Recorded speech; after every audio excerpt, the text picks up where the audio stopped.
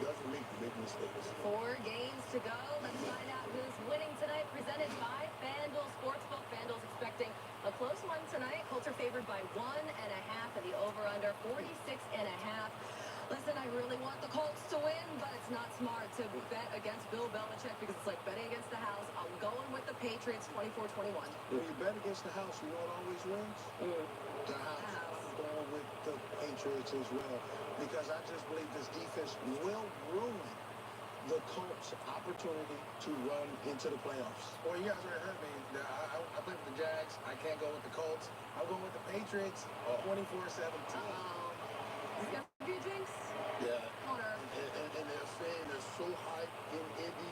Like, the last time was Tampa Bay Buccaneers. You know they won. And then it's Tampa Bay Buccaneers. But I am taking the Patriots also 30. Clean sweep. I'll take the Colts then. I'll do it. No. I'm going to switch my pick. It's just about time. Flip stripper. Indy, Kevin Burkhardt, Greg Olsen, Cam Oliver, and Christina Pink are all standing by as this Pats-Colts rivalry is back in the spotlight. We will be back at halftime, everybody. Enjoy the first half. Thank you for watching NFL Game Day Kickoff, presented by FanDuel Sportsbook. Make every moment more.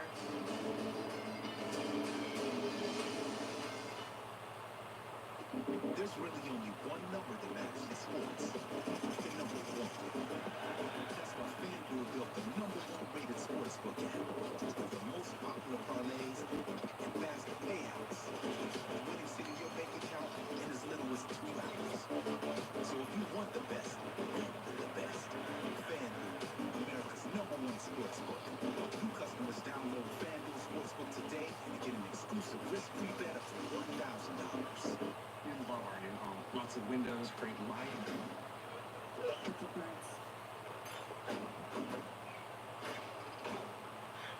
It's our back. Yes, I hear. Uh-oh. Why are these bears so angry? At least Geico makes bundling our home and car insurance easy. We save a lot. I know. Bundling made easy. Go to Geico.com. Local restaurants have been hit hard by fees from delivery apps. They take a huge chunk of our bottom line. What a December Saturday, 1 week before Christmas in sports we have today as COVID is still running wild. Hopefully everyone is doing well and staying safe. Culture Bowl season for the bowl games has in fact begun though. Tiger Woods is back golfing. Jake Paul, Tyron Woodley cashing in for round 2, coming about an hour or so as well. And NFL Saturday Night Football, among a few other things. But coming up next, live right here on YouTube with myself, your host, Encyclopedia Sports, Coy and Luke 96. And thank you once again for tuning in and listening.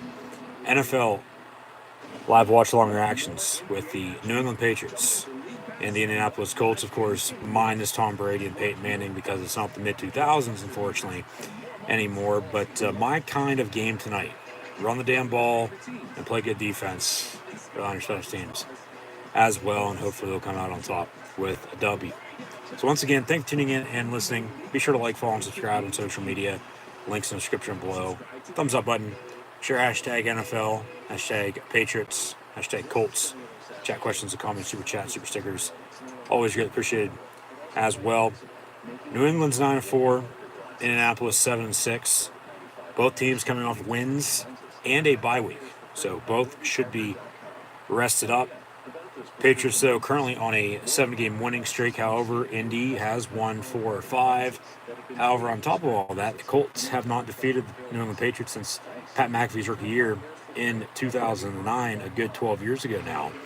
A year Indy did, in fact, go to the Super Bowl before they lost to Drew Brees and the Saints. So for the brand, maybe tonight the blue and white win, potentially on a game-winning field goal or a special teams touchdown that ends up being the difference when it's all said and done. For all we know, we'll see. But 4 straight streams for myself, dating back to last Thursday, of course, with Pittsburgh and Minnesota, with Buffalo, Tampa Bay, LA, Arizona, and the Chiefs and Chargers then just this past Thursday night to kick off Week 15. All 4 games, maybe make it 5 tonight, have in fact come down to the final play of the game with a 2-2 record. Home teams won the first 2. Visitors have won the last.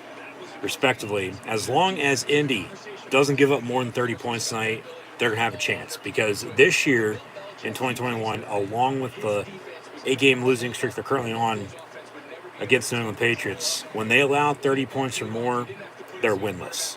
So history not on their side in that regard, but tonight expect a close, hard, fought back and forth game, low-scoring defense showdown. What defense bends but doesn't break type of ball game on the NFL Network coming up shortly from Lucas Oil Stadium in Indianapolis, Indiana. But whoever can run the ball better between JT, Jonathan Taylor, second-year back out of Madison, Wisconsin, former Badger, now Colt, and whoever's going to go for New England with Damian Harris out with an injury. But hell, inside or outside, both teams are going to run the football down your throat like there's no tomorrow. And then even on top of all that, who makes more explosive plays? I feel whoever does will, in fact, end up winning this game tonight. Rely on your special teams, though, too, and don't commit any stupid penalties or turn the ball over, plain and simple. Carson Wentz for Indy, especially if New England stops the Colt run game. Wentz is either going to win or lose the Colts tonight's game. Plain and simple, end of story. Common opponent, though, is, in fact, the Buffalo Bills. Both these teams have gone to upstate Western New York and Orchard Park and have won running the football in bad weather, I might add as well. Whether it was pouring down rain or cold and hurricane-like winds in a place where hurricanes can't hit to begin with. But both coming off wins, both coming off bye weeks. Tonight, we're inside, though, Lucas Oil Stadium in the heartland of America. So once again, thank you for tuning in and listening. And with Kevin Burkhart and Greg Olson on the call, with Pam Oliver and Christina Pink down on the sideline. We'll have kickoff coming up momentarily between two former first-round quarterbacks in Carson Wentz, the former Eagle, now Colt, and Mac Jones, the rookie out of Alabama.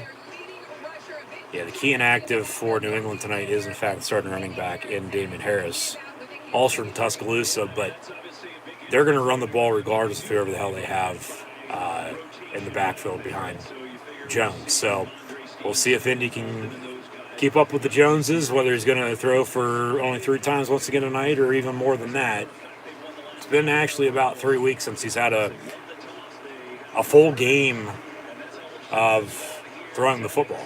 You think about it, because bye week, 2 for 3 against Buffalo in the Monday night win, and then the week prior, now here we are tonight, Patriots on the kickoff and a return from about the 2-yard line out past the 25, and the Colts will have a 1st and 10, 5 seconds in to begin tonight's ball game. We also have some college football bowl games on right now as well.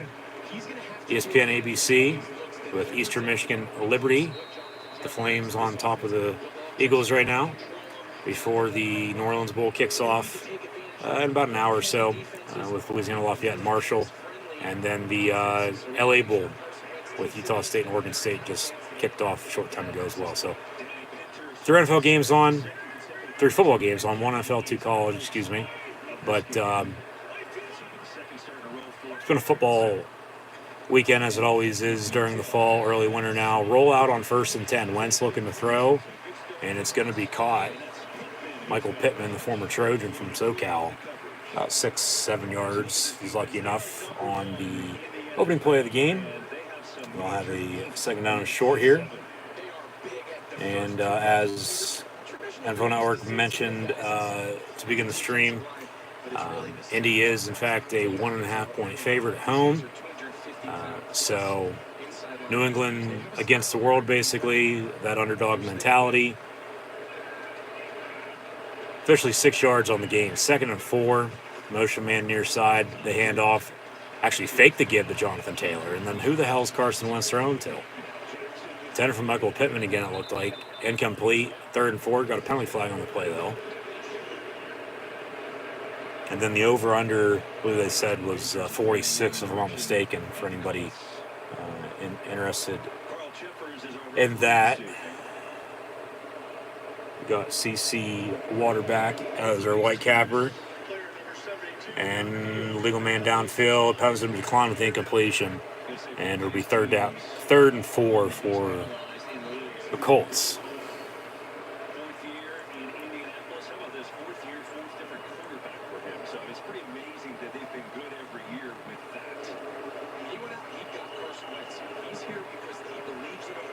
He believes not his struggles that he had. See if it's going to be a quick 3 and out, or if they can convert and keep this drive alive early, and potentially if it does stall, at least pin New England deep and make them drive in their opening drive. Then you can get settled down and settled in. Wentz going to go deep. Pittman, 3 straight plays and had him, just overthrew him down the far sideline, incomplete. And it'll now be 4th and 4. So they get 6 yards on first down, and then 2 straight incompletions, and now are forced to punt. Maybe a little bit of push off by 11, but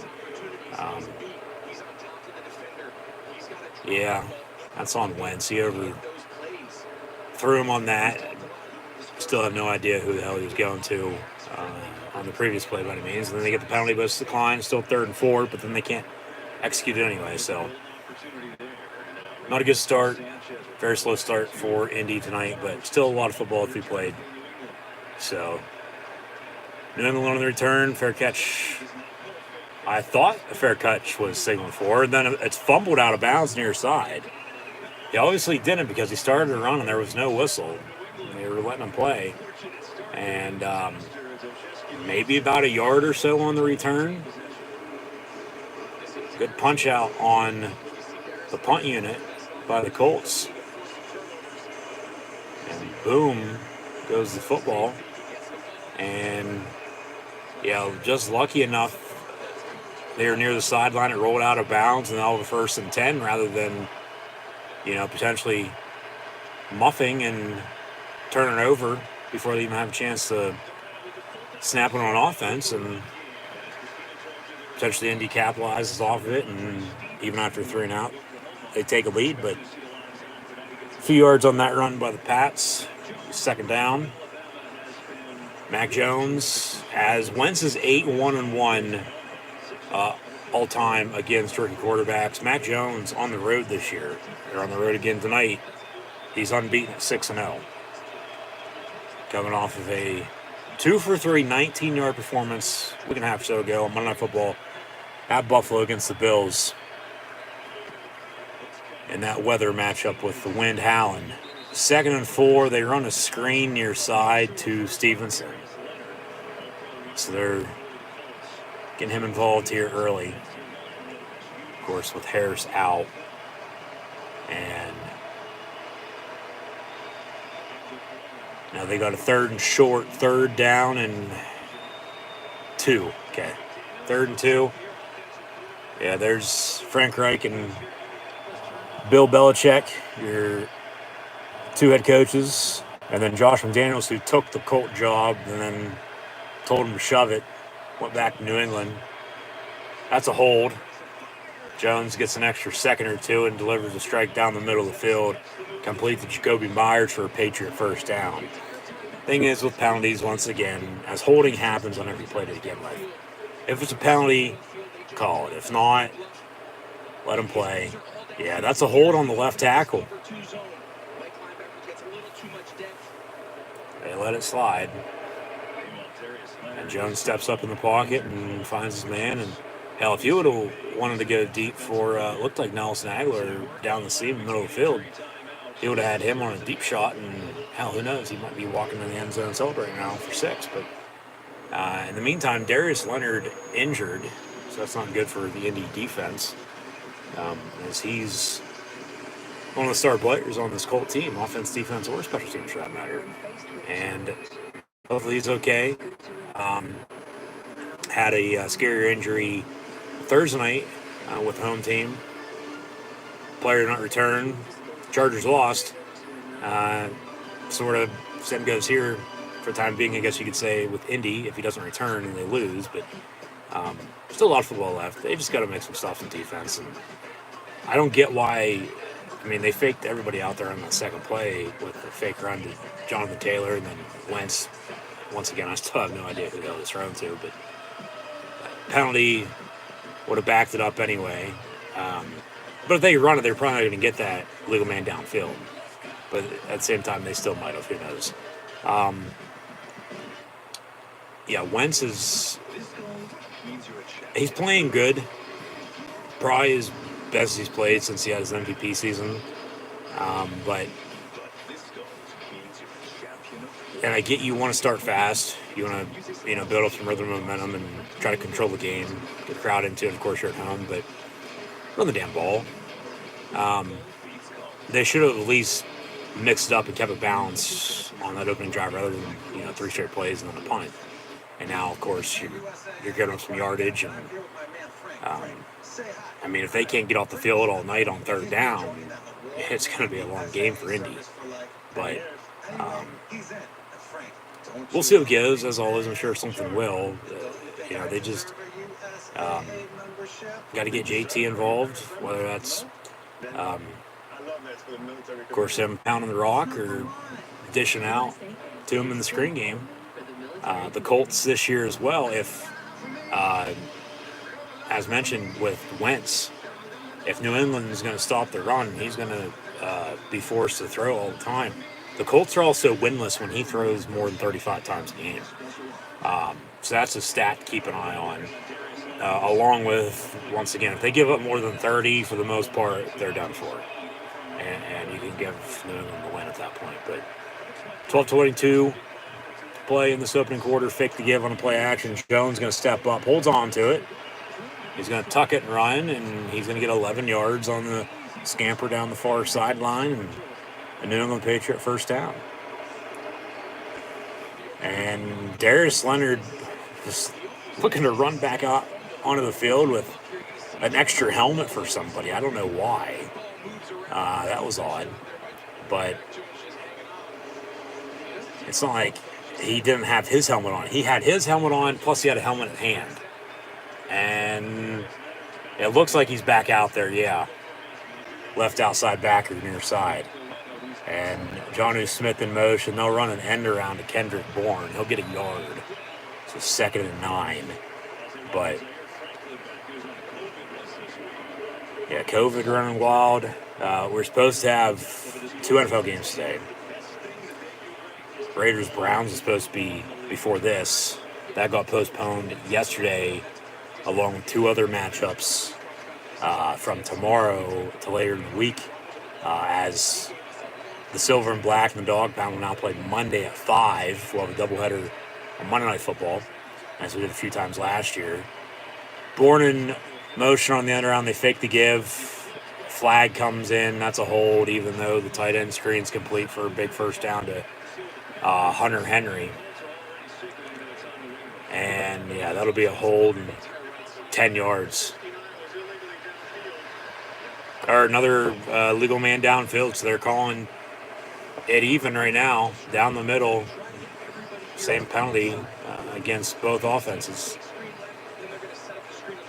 Yeah, they run a tight end screen. It was complete to Jonnu Smith. And the ball must have come out, and then I believe Hunter Henry was the one to recover. Now he's going to line up at fullback with Stevenson in the backfield at running back, 2nd and 14. So even with the penalty, they're back at the 48-yard line.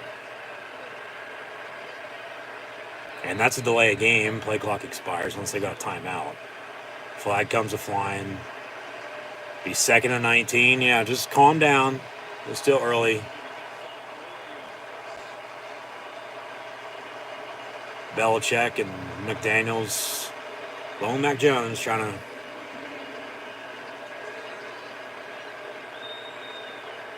he's just taking too long with the line of scrimmage. He's got to know play clock. Whether that's breaking the huddle a little sooner or just getting the snap off. Stevenson on the toss, 3, maybe 4 yards. So it'll be 3rd and long still. 10 minutes and counting to play in this opening quarter. See if the Colts can get off the field on defense. Be a big stop if they can, compared to how this drive started for New England. Because they're right out around midfield, but at least they've gone almost 25 yards give or take a few, rather than only the 6, Indy was allowed to move the football in the Patriot defense. So 3rd and 15. And Jones going to go down on the sack back at the 32-yard line. So both defenses playing stout right now. It's going to be a low-scoring game. It will be. Be something along the lines of what New England Buffalo was a couple weeks back. Indy put it to Buffalo. They ran all over them and put 35, 40 plus on them. The Bills are that one team now, as the season has progressed, just up and down all over the place as a roller coaster, and they have no running game. That's why they got beat against New England on that Monday night in the wind, regardless if, Mac Jones threw it a few times or 20 more times than what he did. So, fair catch, 1st and 10, Indy when we return, but yeah, they'll find a running game on this next drive, I bet. They're going to have to if they're going to win, because if Wentz has to do it all by himself, they're done for, because New England eventually will do something.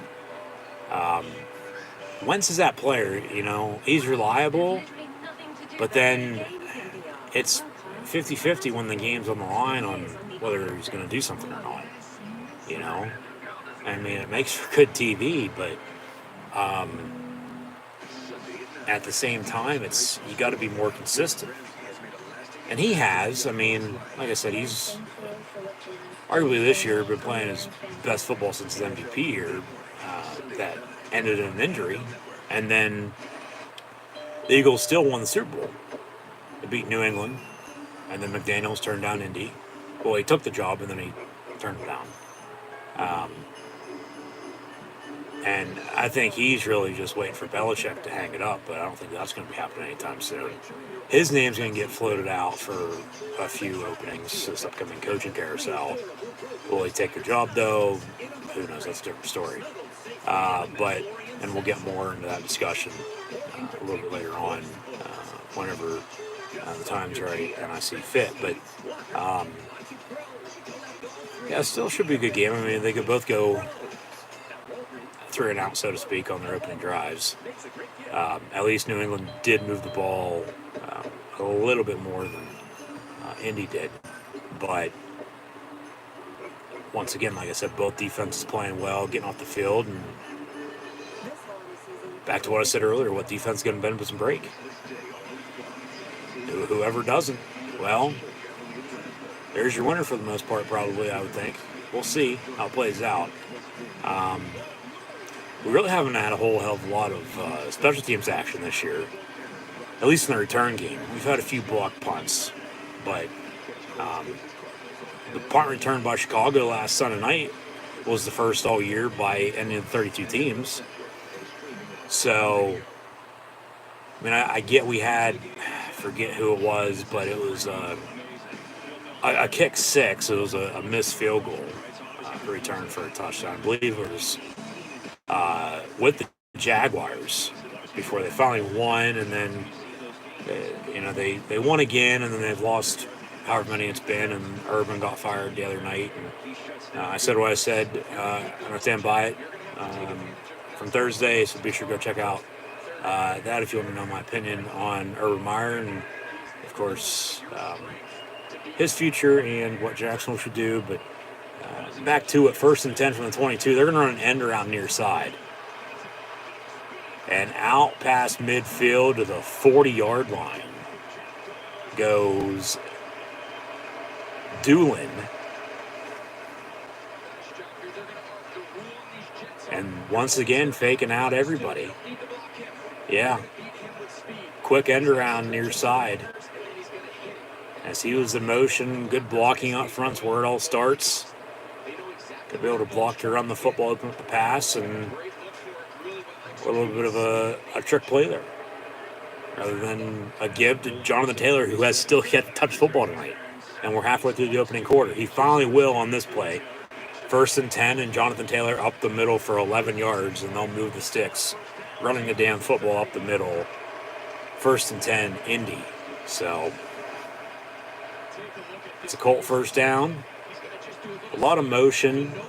And then right as whoever's in motion, Wentz fills him behind him. Going to pat the center and give him the ball. And, well, they get a first down. New England's going to have to stop Jonathan Taylor if they're going to want to win tonight. They're on a 7-game winning streak. They faced off against a few good running backs. Belichick, though, as I actually just showed the stat, but I knew it from earlier, just never really know when you're going to say something, with it being as unscripted as it is.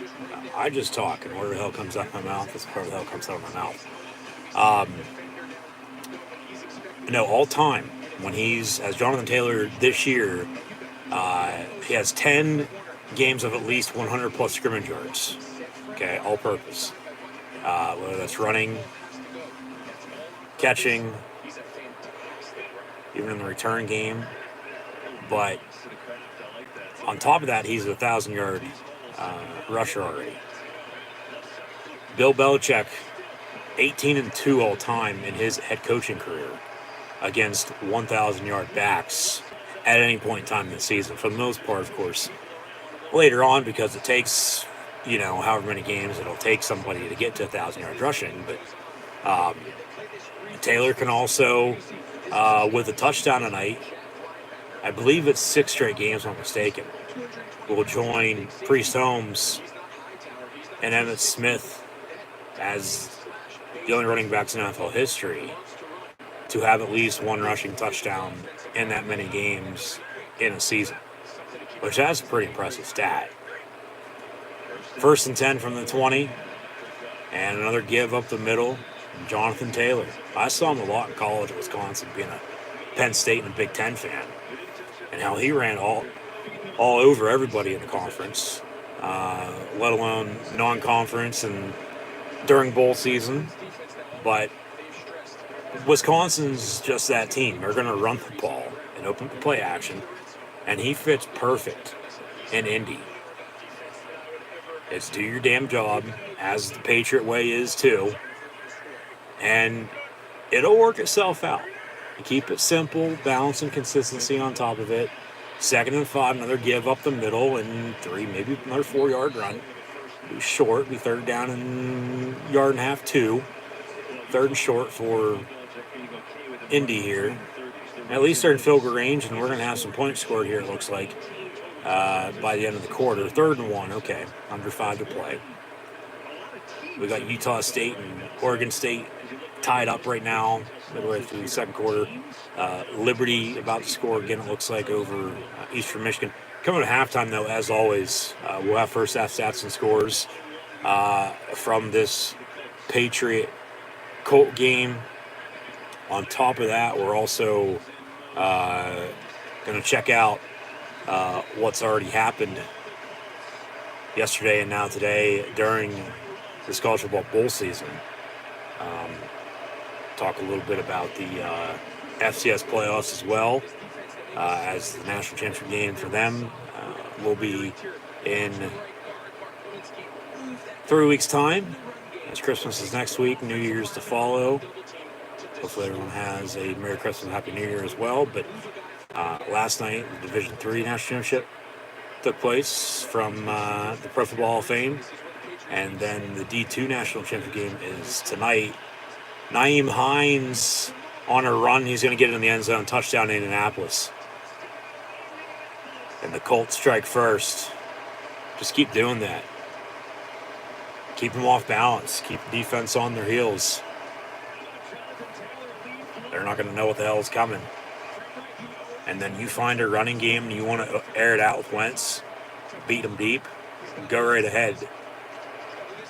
So they fake the give, and then Hines would have been near side, went in motion, and they just toss it to him. That's actually going to go down as a pass for Wentz, if I'm not mistaken, on a short goal line situation for 6, and the extra point's going to be up and good. So Indy on top 7-0 with 3:53 to play in this opening quarter. So Yeah, at halftime, we'll have first half stats and scores, but right now, Mac Jones, a couple weeks back, he was only 2 for 3 for 19 yards passing the whole entire game. So they ran it almost 50 times for 250 yards rushing against Buffalo defense. Indy did the same against the Bills in the weather as well. But Mac Jones tonight, indoor rather than outside. 2 for 2 for 14 yards passing. Also has a carry for 12 yards. However, Ramondre Stevenson has 2 carries, 8 yards. Bourne 1 for 1 on an end around. As the Colts went 3 and out, New England for the most part did too. Both punted to begin the game. Indy just drove and scored. Just now tuning in. 3:53 to play in the opening quarter. Colts score a Wentz passing touchdown, officially to Nyheim Hines from 8 yards out. Wentz is 2 for 4, 15 yards in the score.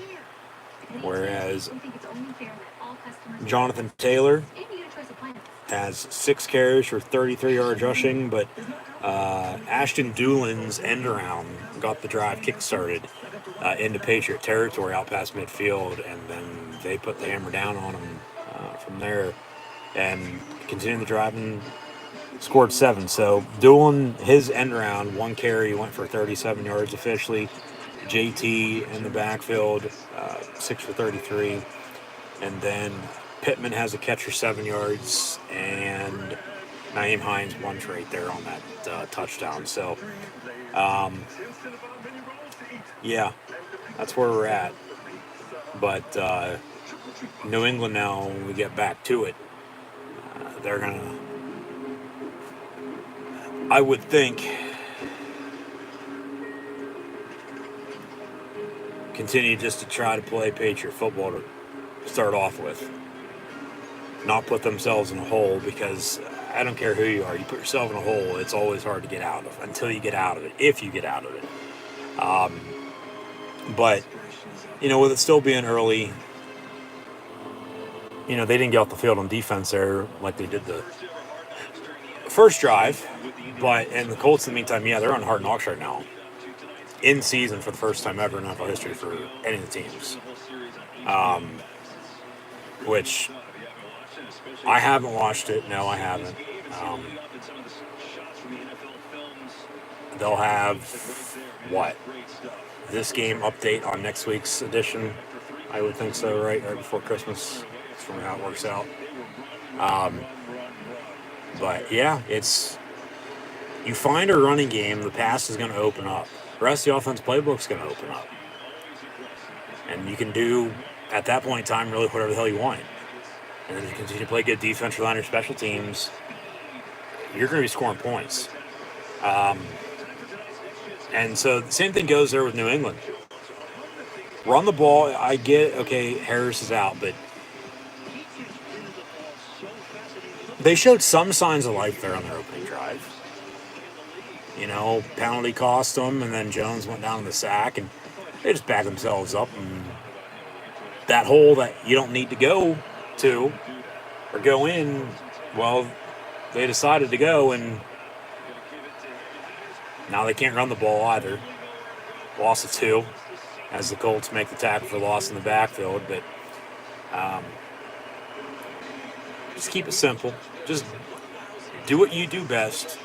Both these teams are more similar than not. So, expect a close game still.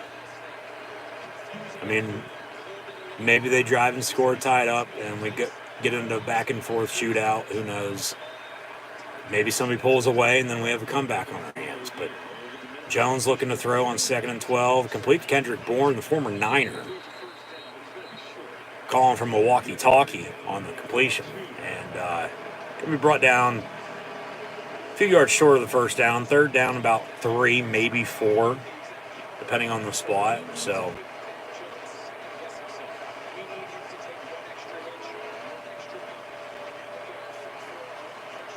see if they draw up. Can't take a sack. 3rd and 3 officially. If Colts once again get off the field on defense, force another punt, extend this lead, New England's going to be playing catch-up all night. And Indy's going to have them right where they want them at. Play clock winding down. They've already taken a delay game. They get the snap off. Jones, as receiver, slips and falls, gets back up. He hits. That's Myers for a first down on a 4-yard pickup. 1st and 10, 2:02 and counting to play in this opening quarter. 7-0 Colts as we near the end of one. But as always, coming up at halftime, first half stats and scores.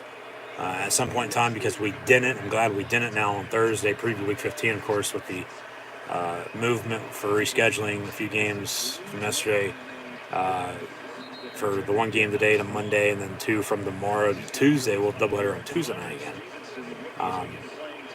So doesn't look like we'll have a game every day of the week like we had last year. Wednesday and Friday could be only 2 days. This is the first Saturday NFL game of the year. During regular season, of course, preseason is a preseason, but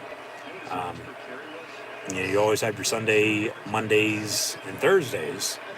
And then a doubleheader Tuesday with now Seattle and LA and Washington, Philly.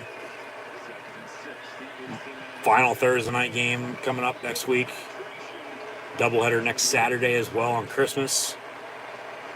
We'll see if any games are affected next week because of what's going on right now for this week's games with some of the movement. But, I mean, it'd be like playing on a short week. Say from Sunday to Thursday. I mean, Monday to Saturday for the Browns, they'd have like an extra day and a half, 2 days off. But 3rd and 9, compared if they're playing on a short week from Sunday to Thursday, which they have done this year and have won. Deep ball down the far sideline, 3rd and 9, incomplete, intended for Myers again. So both Wentz and Jones here early in the first quarter. It seems to me they have their favorite go-to targets they want to get the football to here. Not really working out in their favor by any means just yet, but that's a drop. That's busted coverage. Should have been a catch right in the hands of Myers, and he dropped it incomplete. 4th down and 9, and New England's on to punt again. So just as they get, something going with a first down or two, drive stalls. So maybe 3rd time's a charm when we return. They block the punt. The Colts block the punt, and the ball's in the end zone, and they're going to recover it for a touchdown. And we have a defensive special teams score on a blocked punt return for 6. 13 to zip now, pending the extra point by the Colts on top of the Pats with 14 seconds to play in this opening quarter. Right up the middle, and they block the punt. How the hell do you let that happen? Belichick cannot be happy whatsoever.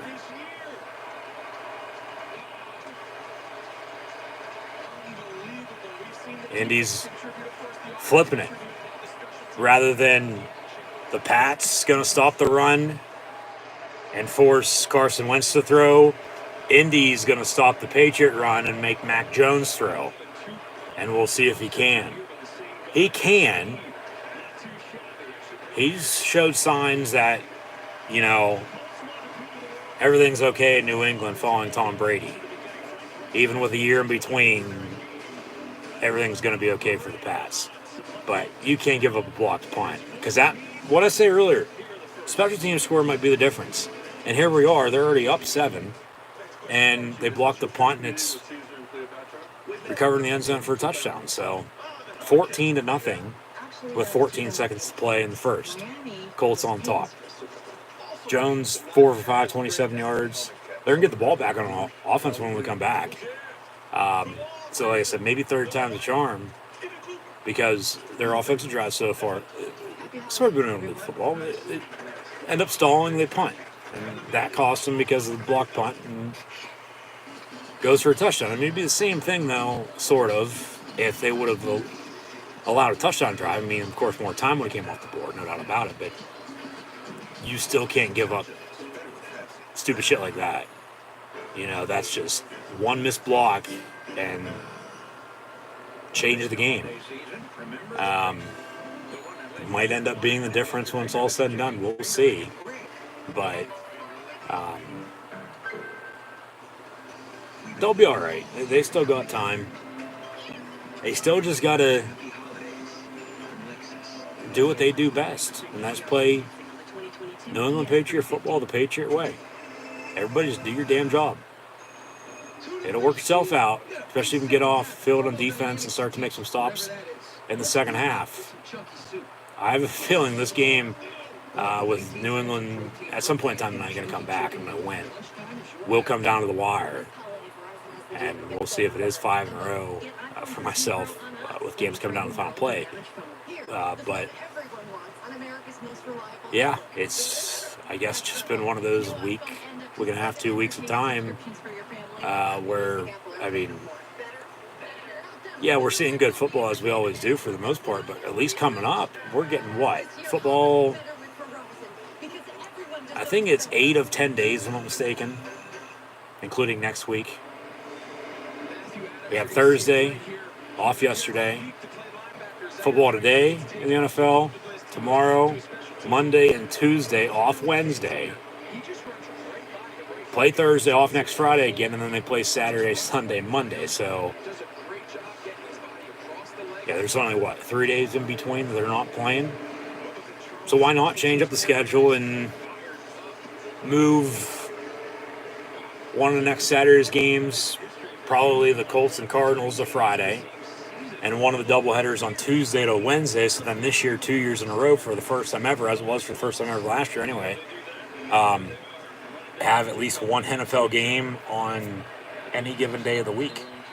Which I know that won't happen, but just hypothetically speaking, I mean, that'd be pretty awesome, to be honest with you. I mean, it was last year. And now the bowl games are back in full effect, full force, all 40 plus. But that's how bowl season normally is to begin with. I mean, you have games over the holiday season every day of the week for, 2.5 weeks, 3 weeks for the national championship.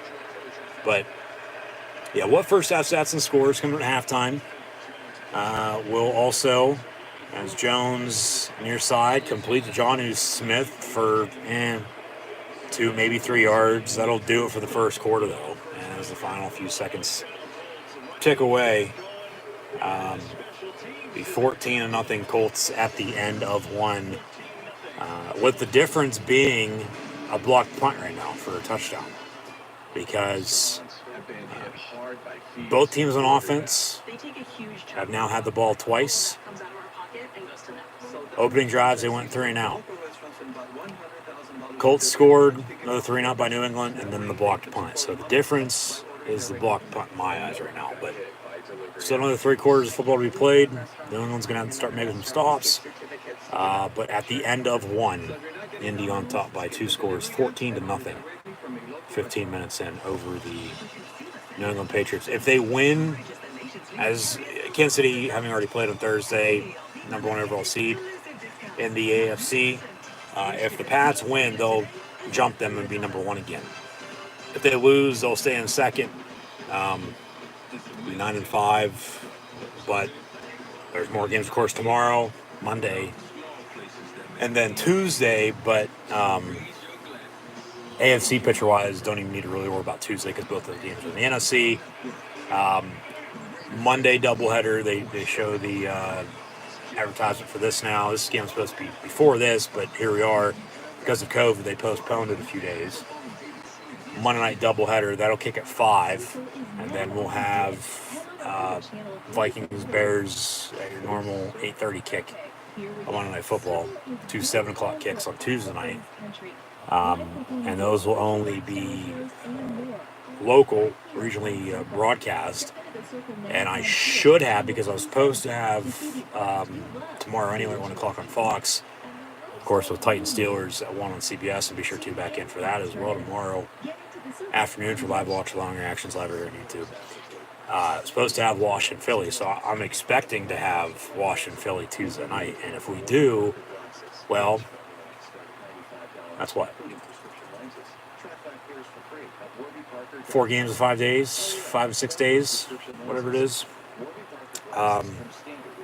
Plus next week, and then into the new year, which we'll hit the reset button on pro wrestling as well. Just be sure to subscribe, like, follow, and subscribe on social media. Links in the description below. That subscribe button, notification bell next to it as well. So, we got, as we had Thursday night, Saturday night, Sunday afternoon, Monday night, Tuesday night. Football this week, week 15 in the NFL. We'll preview all that coming up a little bit later on after first half stats and scores at the half. 2nd and 7 to begin the second quarter. And a pass complete to Nelson Aguilar. Wow, he finally caught a football. Nelson Aguilar going to give New England a 3rd and short. See once again if Indy can get off the field. Because if they can and they drive and score again and extend 3, 4, 5 touchdown lead, I mean, blowout, game's over. New England, I would think, probably throw the white towel, but they run a toss on 3rd and 2, and then nowhere to go. Another tackle for loss in the backfield by Darius Leonard. And 4th down by New England. And what everybody will end up saying is, well, yeah, we didn't see this coming. Nobody saw this coming, if that's how it turns out. Sort of, is flipped. It's roles reversed right now. Indy's playing well. They came to play tonight. They're juiced up. It's a must win for them, to be honest with you, because if they lose the drop to 7 and 7, I mean they're in the wild card hunt right now, but depending on outcomes of other games, they're probably, even if they take care of business down the stretch, which they'll go to Arizona next Saturday. New England going to host Buffalo next Sunday. They're probably going to need some help. New England's sitting pretty. They're going to win the division, I would think, regardless if they split with Buffalo next week. Playing them 2 out of 3 matchups. But the thing is, once again, the common opponent is the Bills. Like, both New England and Indy ran all over Buffalo's defense. But coming off of 2 straight Buffalo losses now, well, of course, they lost in overtime last Sunday at Tampa. If they, next week, can do what Indy's doing right now, they're probably going to have a good shot to win, to be honest with you, because, I mean, they got ran all over on. That matchup, yeah, Mac Jones is going to be throwing, I would think, a little bit more. And he already is tonight, no doubt about it. Like I said, he seems like he's not necessarily the next big thing, but, technically he wasn't next in line following Brady because he was still in college last year. And they couldn't have drafted him unless he would have opted out of this bowl game like everyone's doing right now and declaring for the draft. He of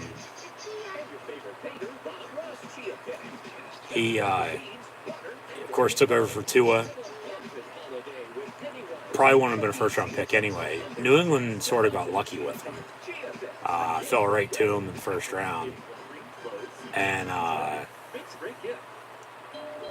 it's worked out. He's played well. I mean, there's been a few games, at least early, but they're on a 7-game winning streak. He doesn't have to do a lot, because they have a running game.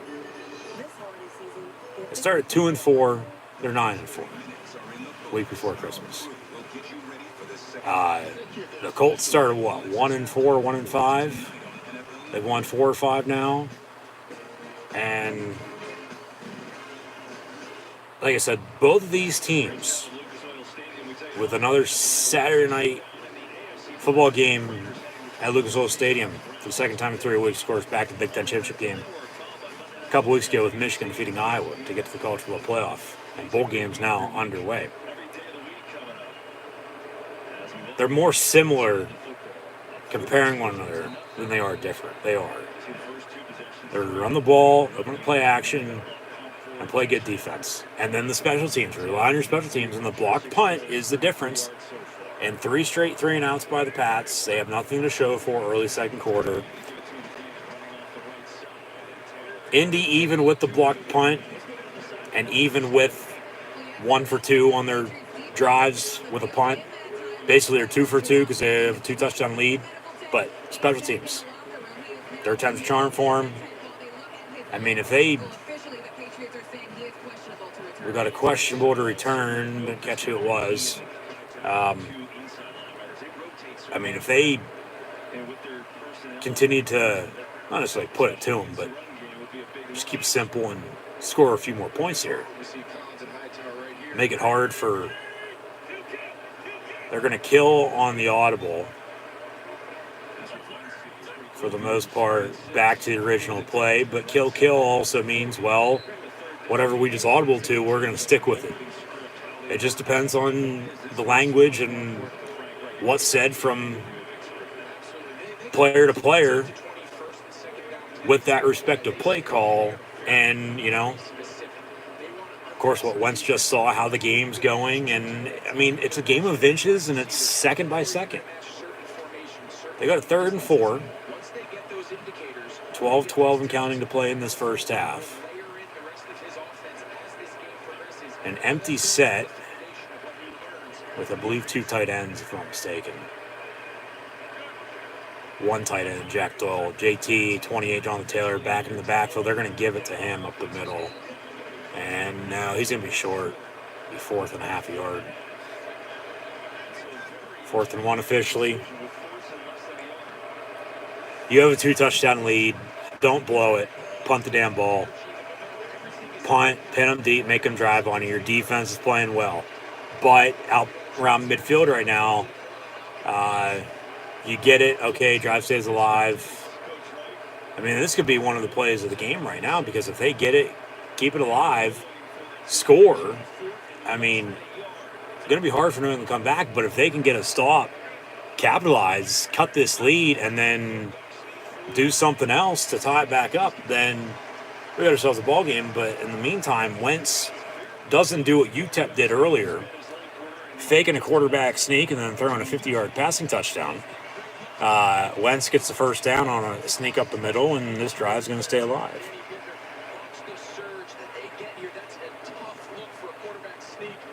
Yeah, he got it, and then a little extra push from behind as well.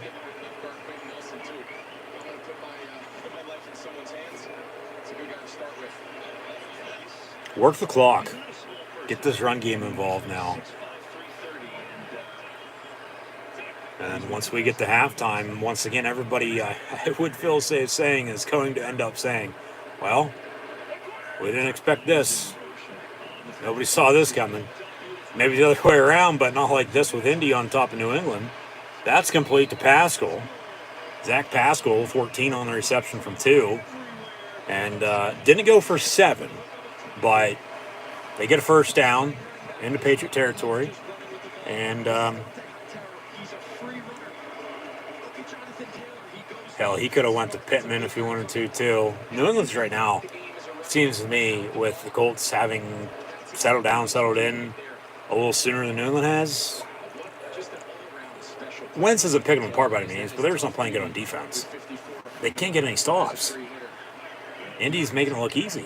And then, once again, like I said, once they get this run game going, I mean, it's going to be a ball game with this lead. I don't care how much time's left. Another handoff, 2 yards up the middle, and 2nd and 8.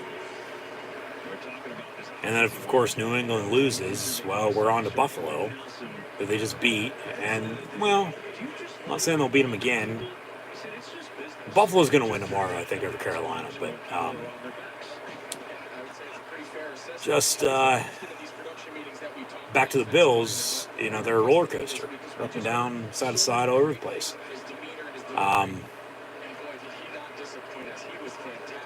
Whereas all, of course, streaks must and are meant to come to an end at some point in time.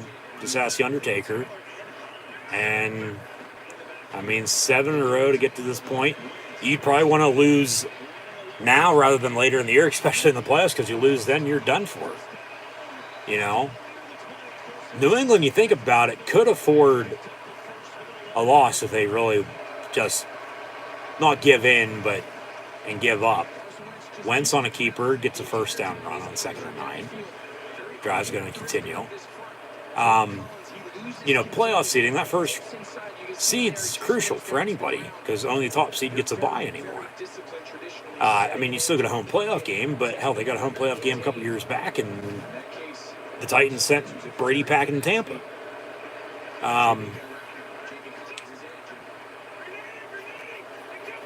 It's more of a must-win for Indy than it is New England, but Patriots should still be, and they are, trying to win, but they're just not playing good right now. So if it comes down to it, they could end up, affording to lose, I guess you could say. I hate to say that because you never want to have that mindset. Well, unless you're done for and there's no chance coming back, then ball game, yeah. There's still a lot of football left. Don't be shocked if New England still finds a way to come back and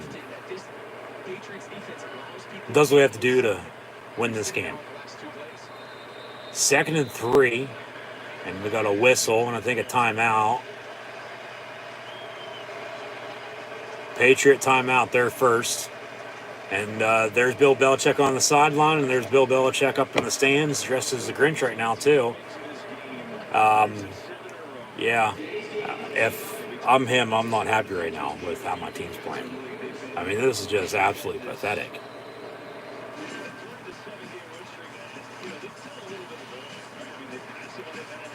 Yeah, a lot of comparisons are saying from 20 years back.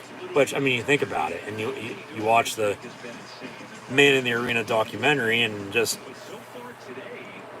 if you know history and you've seen these games and you know how the Patriots played to begin with, and they'll continue to play like this as long as Belichick's in charge. There's similarities. There always is. Because it's the Patriot way. They know how to win football games their way among any other team in the league. Whether the standard's a standard or not. It's do your job. And it'll work itself out. So, 2 yards to 3rd and 1. They're going to start making some adjustments. He's not going to let this Indianapolis Colts just continue to go up and down the field. I have to imagine at some point he changes things a little bit because right now Indianapolis... Indy knocking on the door, looking to extend their 2-touchdown lead midway through the 2nd quarter. 3rd and 1 from the 11. And they'll hand off Jonathan Taylor, who's going to get the 1st and goal at the 8. They got 4 shots to punch it in for 6. 21, okay. Forced to kick 17-0 at halftime. Let alone a 2.5, 3 touchdown lead for the Colts to the half over New England. Once again, who the hell would have thought about this happening tonight? Nobody. Nobody in their right mind would have thought this would be happening right now. Pascal in motion. They'll give to Taylor again. Another 1.5 yards, 2. 2nd and goal.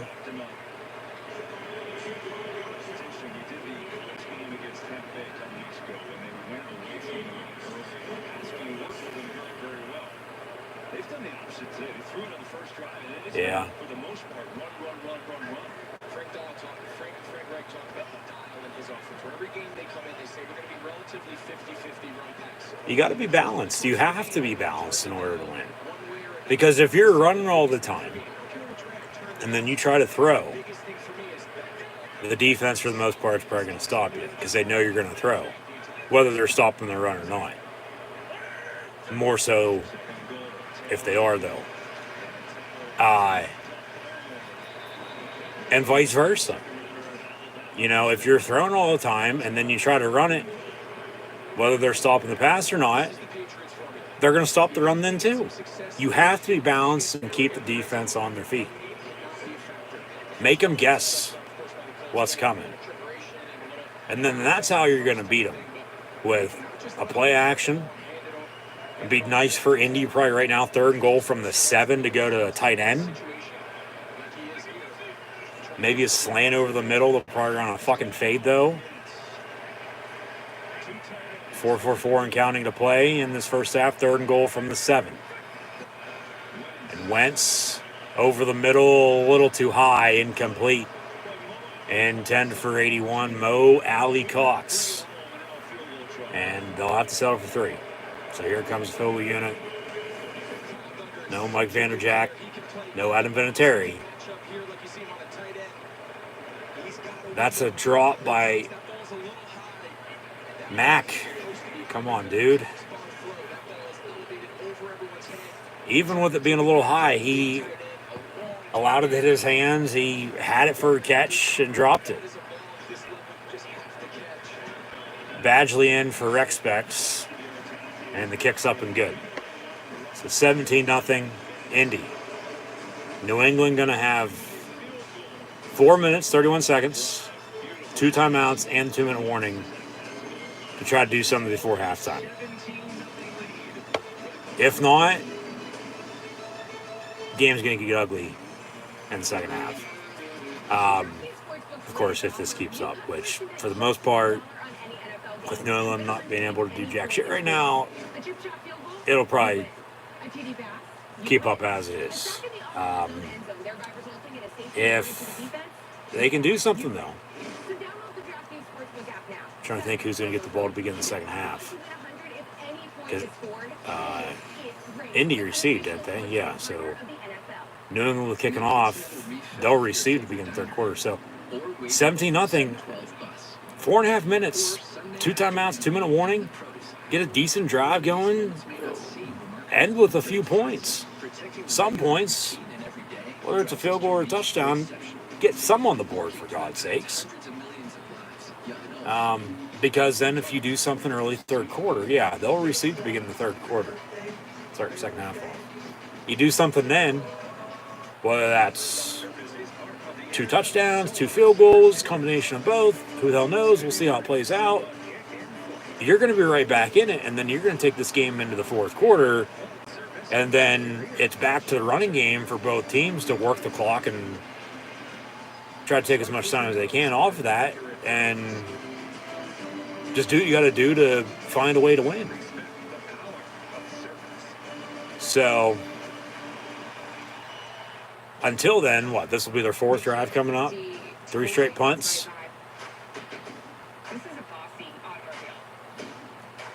I mean, they went deep on a deep ball far sideline. It was incomplete. They really haven't attacked the middle of the field yet. They really haven't run the screen game yet. So if I'm New England, of course, try to find a running game still. I really don't think it'd be any different if Damian Harris was playing. I mean, maybe a little bit, but not by much. Because, of course, with how good this Colt defense is playing right now. And then just move ball downfield, for God's sakes, and score some points. You know, whether that's a field goal, touchdown, do what you got to do to score. And then go from there, of course. But Jones is going to have to play a little bit better. I mean, he's near perfect, 6 of 7, but they can't move the ball, and even when they have, the drives ended up stalling. So got to get a run game going. Work the backs into the screen game. Jonnu Smith has a few catches. So does Hunter Henry. I mean, maybe it's going to be one of those tight end games. Be a tight end night.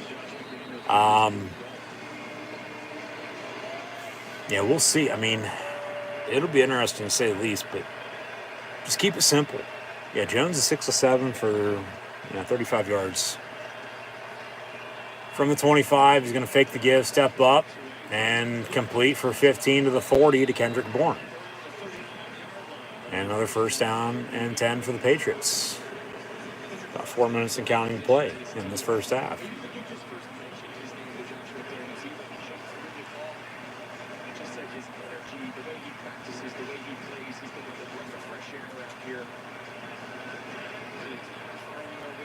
Run the ball, check it down, Just keep it simple. Don't do anything stupid.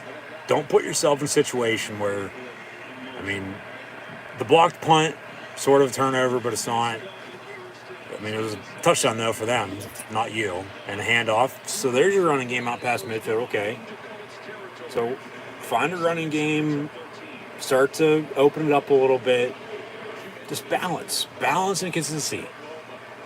Keep it simple. Work the sticks. Move the ball downfield. And eventually, for the most part, you're going to score points.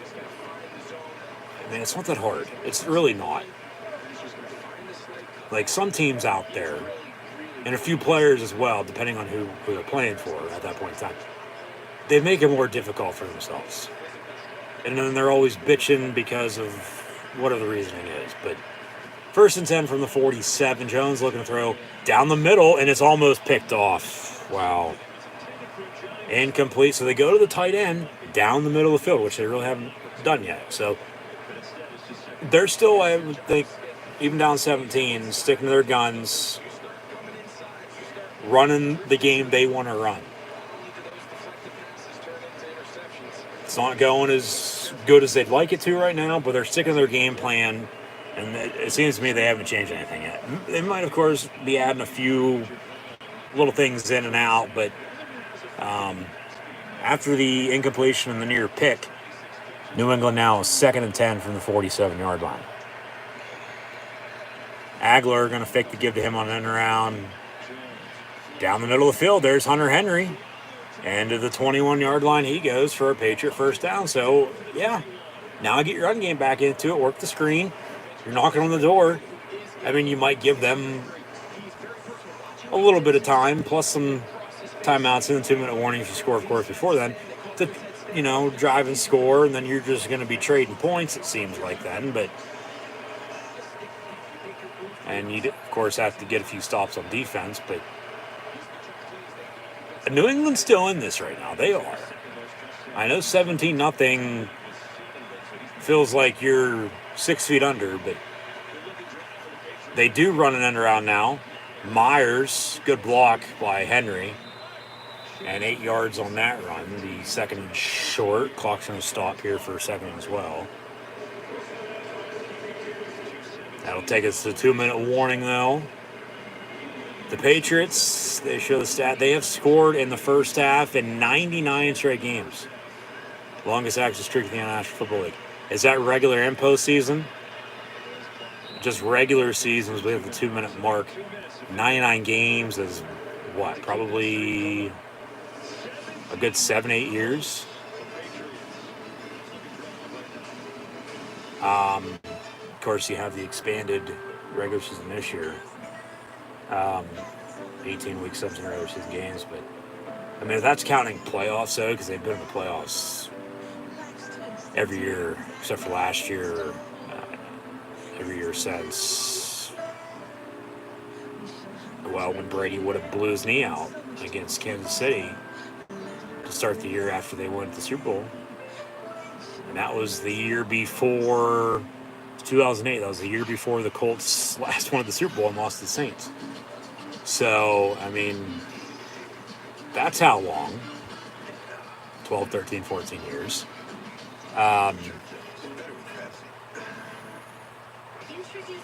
Consistency. That's the New England Patriots. They know how to win football games.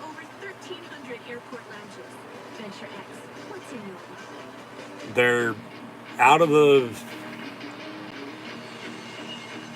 Brady era into the post, whatever you want to call it right now. But, and the new start with Mac Jones at quarterback, but it's just still the same old shit. Just different quarterback. It's swapping them in and out.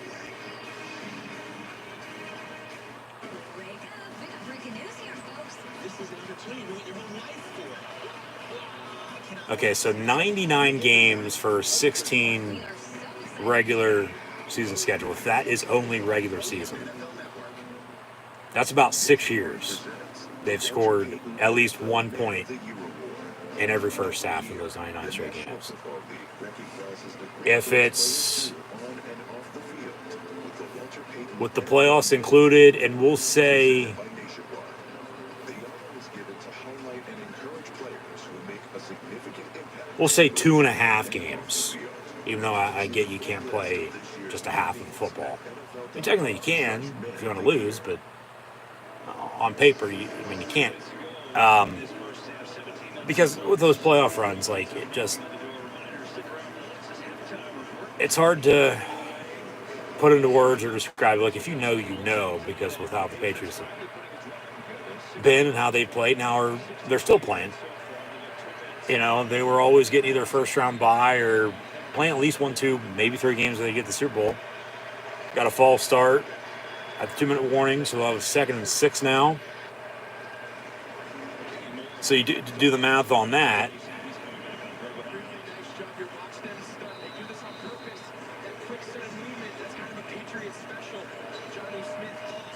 That's about 5 years, 5.5 years.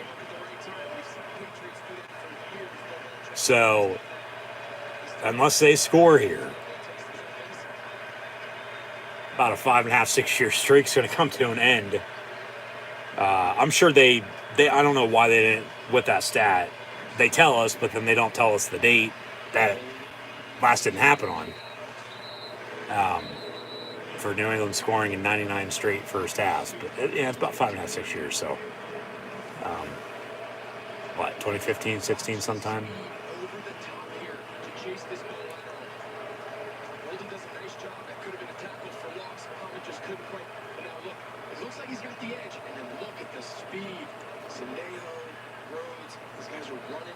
So they run on 2nd and 6, and they're going to be brought down about 1.5 yards short, it looks like.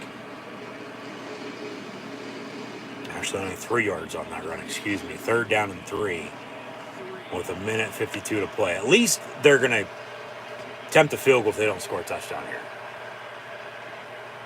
Because they are, in fact, in field goal range. From the 15, 3rd and 3. Jones 3-step drop down the middle, and it's picked off. Darius Leonard with the interception. Turnovers. Penalties and turnovers kill you, man. So that streak will come to an end, it looks like, as they won't score a single point in this first half for the first time in about 5.5, 6 years, give or take. And Mac Jones, on their best drive of the night, ends up turning the ball over on a 3rd down. Darius Leonard, a few tackles for loss, actually went down on the injury before then, but big stops up the middle, and then in the middle of the defense, just read the eyes of the quarterback and dropped back and picked him off, and a few-yard return. We'll see where they spot it at when we come back. Colts up 1st and 10. A minute and a half? Minute 43, to be exact, play for halftime with 3 timeouts. For the most part, length of the field to go, but, if they can get a good drive going, extend their lead 20-24-0, that's crucial drive for New England right there, and it ends in a turnover.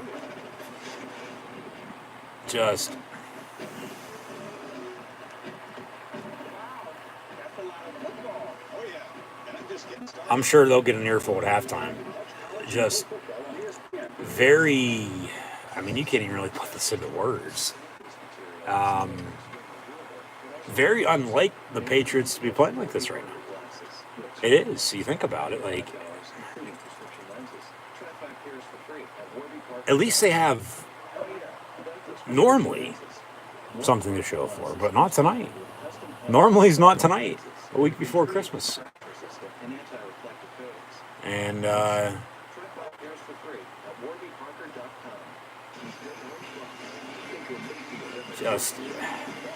they needed to score on that to get back in this game, I thought. And they're not going to. Not unless they get turnover of their own and can capitalize off it quick before halftime. Because if they allow another big Colt drive to end in points, even with getting the ball to begin the second half, and you do something then, but then you're just trading points, it's going to go back to the Colts already being undefeated at home this year in prime time against the AFC East, beating the Jets early November. So, who says they can't do the same with the Patriots? And they are right now. 30 turnovers, 30 takeaways this year by the Colt defense. Wow. And that was Mac Jones' first career red zone INT, so he's going to have to learn from that. Just keep your head up, keep playing football, work itself out, but tonight, I don't know. Get in the second half, time might not be on your side, especially if Jonathan Taylor's going to be running the football like he just did on that play. 9 yards up the middle, second and short, minute and a half to play before halftime.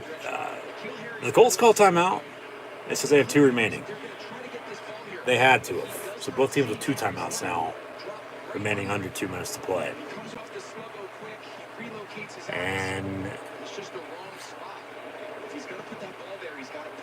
yeah, Mac Jones with the interception.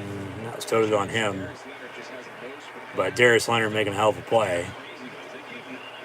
And Taylor on the run up the middle. And they'll get to 19, 20-yard line. 1st and 10, under a minute to play. They still got 2 timeouts, though. But it seems to me like they're in no hurry with a 17-point lead. Even though, now they're just going to work some clock. I don't know why you would be doing this unless you have a plan on turning it over, which I hope to God not.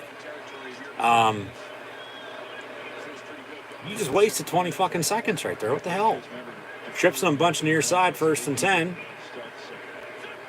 They're in no hurry, and they're just going to run it. Play it safe, going to halftime. And Jonathan Taylor on the run again. He'll get to the 21 for 2. But they're going to let these final few seconds take us to halftime with the Colts on top of the Patriots. 17-0. 17 zip at the half. About an hour or so into this game tonight. Wow.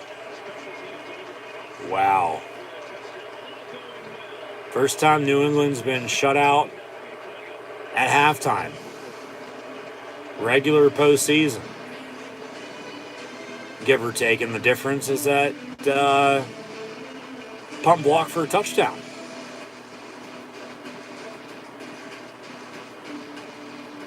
Good 5.5, 6 years. Still don't know the exact date. I'm sure they'll tell us at halftime. They're all get a notification telling me. But just if I'm New England, I'm in the state of mind of what the hell? We don't have a damn thing good going our way. And even with a half a football left, just if they got to click on something, they got to find a spark somewhere. And with that 1, maybe 2 little sparks, they find some rhythm, build off of it, get themselves back in this game, and rather than a blowout, we'll have something coming down the wire. But I'm sure Belichick's telling them, just continue to do your job. Just continue to do your job. They'll, I would think, change a few things. Indy, I don't want to change a damn thing. I continue to do what I've done this first half of football. Because you have New England right where you want them at. You do. Because, as mentioned, I know I've said a few times now, but who honestly thought this, other than Colt fans probably wishing for an early Christmas gift, who thought this would be the halftime score? Who thought it'd be as bad as it is right now? 2016 was the last time Patriots got shut out in the first half. everybody switching their picks at halftime. Well, you can call it all you want. Nobody, and I mean nobody, including myself, with a 17-0 blowout right now, saw this happening. Yeah, back and forth, down to the wire, low scoring. I mean, it sort of still is. Of course, it definitely is for New England Patriots. They haven't scored a single fucking point. So you can't get much lower than 0 unless you want to get into the negatives, which I'm trying to think. And now I can't, because I don't think there is any sport, really, other than golf, because low score wins, that if you'd result in the negative on the scoreboard, you can find a way to win that way. Other than golf, I don't think there's any other sports. Right? Let me know in the comments below if I'm wrong. But New England's going to have to figure out something. I don't know what at this point. But just do something. It's that meme. It's poking the stick. Like, get up, do something. I mean, Jones ain't playing bad. The interception cost him, but at least they didn't capitalize off of it. Which I don't get why Indy didn't. I mean, I get they wanted to play it safe there, but you had a minute and a half, 2 timeouts, and you got 15 yards on your first 2 plays. You still probably could have at least got to midfield if you wanted to. And then your timeouts, and maybe if you get out of bounds a time or two as well, rather than heaving it to close out the first half, maybe you're in field goal range, if not scoring a touchdown. And then maybe that's the difference if New England finds a way to come back. That Indy, they blew it with, even with 17-0 to lead at that point in time. They should have done something with that time and timeouts that they had to try to extend their lead. But, I mean, I get playing safe. I probably would have done the same damn thing. But it's not like they, had little no time remaining and no timeouts. They had a minute 43, if I'm not mistaken, and 2 timeouts after the interception. They, only moved it 20 yards, taking it in half with it. 17-0 lead, which I get. You're up. You don't want to do anything stupid. And New England, they can't afford to do anything stupider than what they've already done this first half.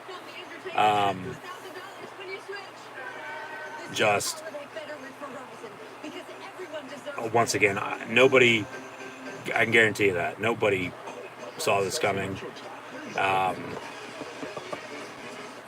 The difference is still, even with the field goal, the blocked punt return for a touchdown. Because even with New England not doing a damn thing on offense, all Indy's done on offense. Look at the one long touchdown drive. And then a field goal. But it's just that touchdown. And New England's best drive resulted in an interception, and the Colts don't do anything. So, I mean, there's really no in between with, how this game has gone to this point in time. But we still have another half of football left. But at halftime, the Colts currently lead the Patriots 17-0. Mac Jones is 8 of 11 for 75 yards passing. The interception was crucial, but at least Indy didn't do anything in their regard. New England lucked out on that because it should be a 20 or 24-0 lead right now. But at the same time, they turn it over and it's 17-3, 17-7. At least the other 17-0 lead at halftime. So if I'm the Colts, I'm taking it and running with it. Take the money and fucking run, because you have New England right where you want them at. And come second half, back to what I said earlier, Carson Wentz is still once again going to either win Indy this game or is going to lose him the game. Just keep doing what you're doing, keep it simple, run the football, work the clock. Wentz shouldn't probably throw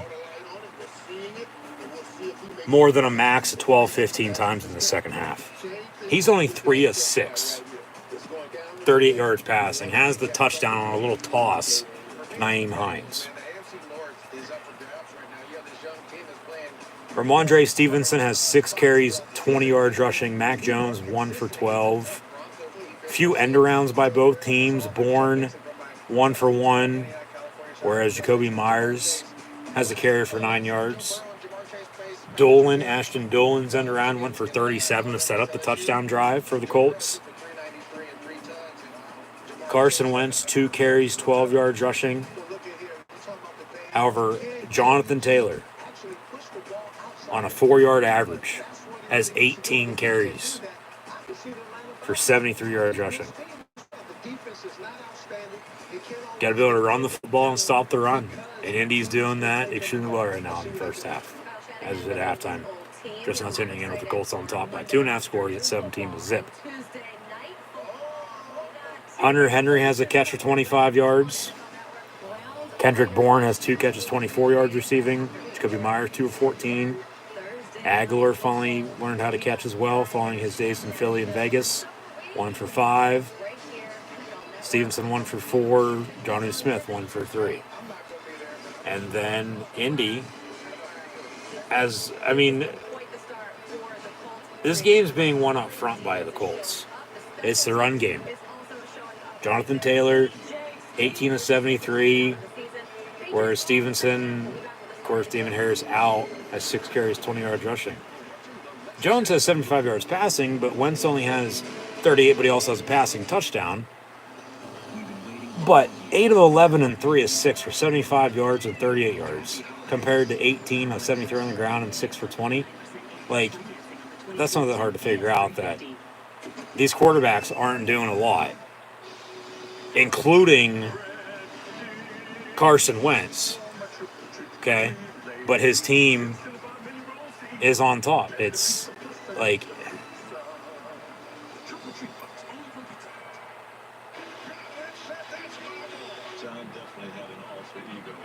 going well right now for Indy. It is. As good as they probably could have asked for right now. So, Pascal has a catch of 23 yards. Nyheim Hines, 1 for 8 in the touchdown. Michael Pittman, 1 catch, officially 7 yards. That was the first play of the fucking game. Remember that opening drive? They went to him 3 straight plays and punted. Then they scored. Then they've held their lead since. 17 to zip, Indy on top of New England at the half. As mentioned earlier as well, coming up at halftime with the first half stats and scores, we would also check out what's going on in college football with bowl season underway. Bowl games began yesterday down in the Bahamas with Middle Tennessee State and Toledo. And the Blue Raiders defeat the Rockets 31-24 to win the Bahamas Bowl. And then also last night, Coastal Carolina defeated Northern Illinois 47-41 in a very high contested, high scoring affair, back and forth. That was won by the Chanticleers over the Huskies. Also last night in college football, as mentioned, we had one semifinal in the FCS playoffs, and that was North Dakota State defeating James Madison 20-14. Montana State then defeated South Dakota State earlier today, 31-17, and Montana State will play North Dakota State on Saturday, January the 8th, for the FCS D1AA College Football National Championship. College Football Playoff National Championship game will be that following Monday, 48 hours later. Earlier today, at the FCS level, HBCU, South Carolina State defeated Jackson State 31-10 to win the Celebration Bowl. Last night and tonight, Mary Hardin Baylor over North Central from the Pro Football Hall of Fame in Canton, Ohio. Winners of this year's Division III National Championship, 57-24. Right now, though, the D2 total games towards the end of the first quarter. A 1-point lead for Valdosta State over Ferris State. But then more bowl games earlier today. We had an 11 a.m. kick from Boca, the Boca Raton Bowl, Western Kentucky, Bailey Zappi, and the Hilltoppers. What a day for them after the week from hell they've had as a community following the tornadoes last Friday night into Saturday. Thoughts and prayers continue to everyone affected in that area of the Midwest. Actually not that far from Indy, short down the road really, you think about it. And then in the South as well. Tornadoes in December, who would have thought? But I guess that's just the world we live in right now, with everything that's gone on the past year and a half and all time in general. But we're underway now on the second half. 1st and 10 for the Patriots from the 25-yard line. 17-0 for the blue and white over the red, white, and blue. And Stevenson on the run to maybe 3 yards up the middle. We'll get back to these bowl games in a second. But we had, I believe, 6 bowl games today, if I'm not mistaken. The max we will have in one single day this next couple weeks for the bowl games to continue with 2 ongoing right now. Following 4 that have since gone final day, off tomorrow, and then they'll have at least 1 a day the next few weeks, minus the 26th and the 2nd as well, because of the National Football League having games played. But yeah, we'll get back to updating bowl season next commercial break, so stay tuned. But in the meantime, back to it. The 3rd and 1 for the Pats here to begin the third quarter, down by 17 a minute in at the Colts for this Saturday night football game in the National Football League. Supposed to have 2 games today. One got postponed to Monday. More into the NFL Week 15 schedule as well a little bit later on. 3rd and 1, Jones looking to throw, and he's picked off again. Another interception and a return to the 20-yard line. 1st and 10 Colts from there. They honestly, if they want to right now, and they should want to, with good starting field position, 1st and 10 right on the outside of the red zone, knock on the door. They should be able to put this game away, put it out of reach.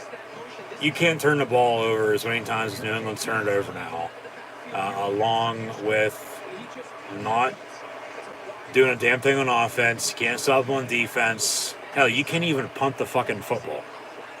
One was blocked for a touchdown.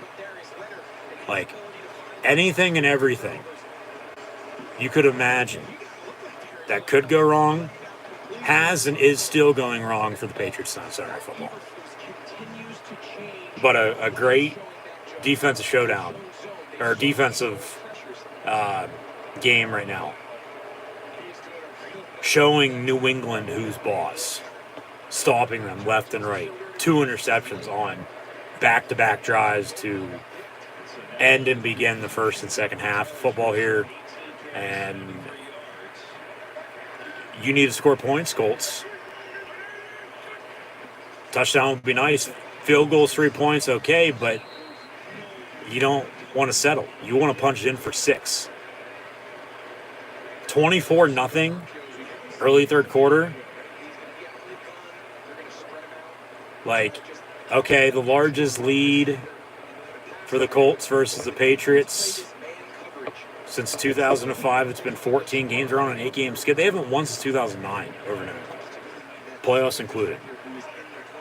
But, I mean, just ask a few other teams, including the Steelers, in primetime on the road, down by more than 17 New England's down by right now. It was 29-zip, Minnesota. And they only lost by 8. It was 36-28 your final. They came back and just like they did against the Chargers. Had that game lost, I don't know how many damn times, found a way to win it, and then lost it again. Game officially not over until it's over, no doubt about it. That's almost picked off by New England, but now a third down for the Colts.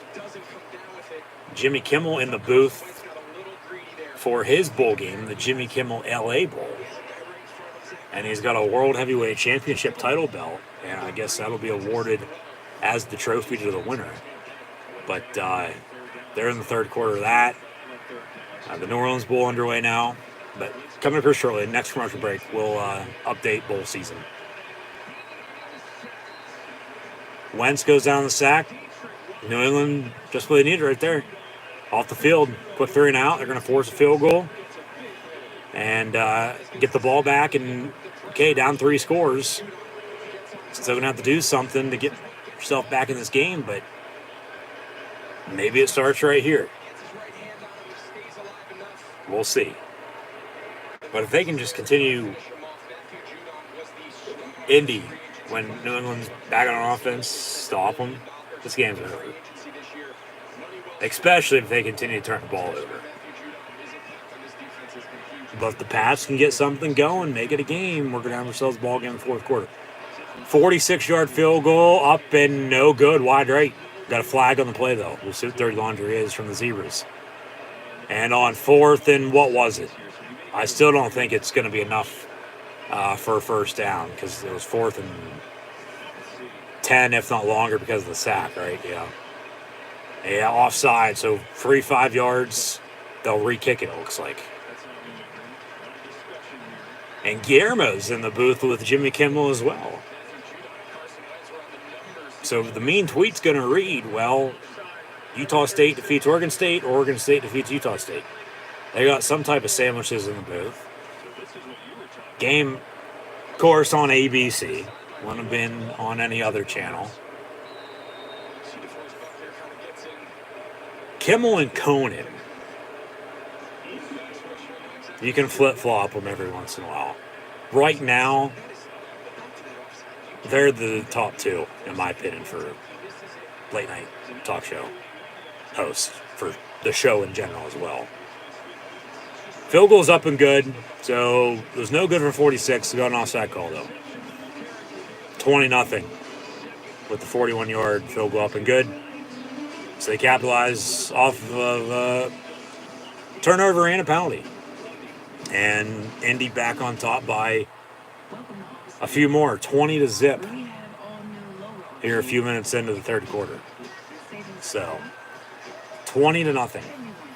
Wow, just wow. Once again, I sure as hell didn't see this coming. I don't think anybody did, so don't be telling me in the comments that, you predicted this, because I ain't going to fucking believe you, but, I mean, you want to pat yourself on the back and lie your way out of it and go right ahead. I don't really care, but, yeah, just, this is...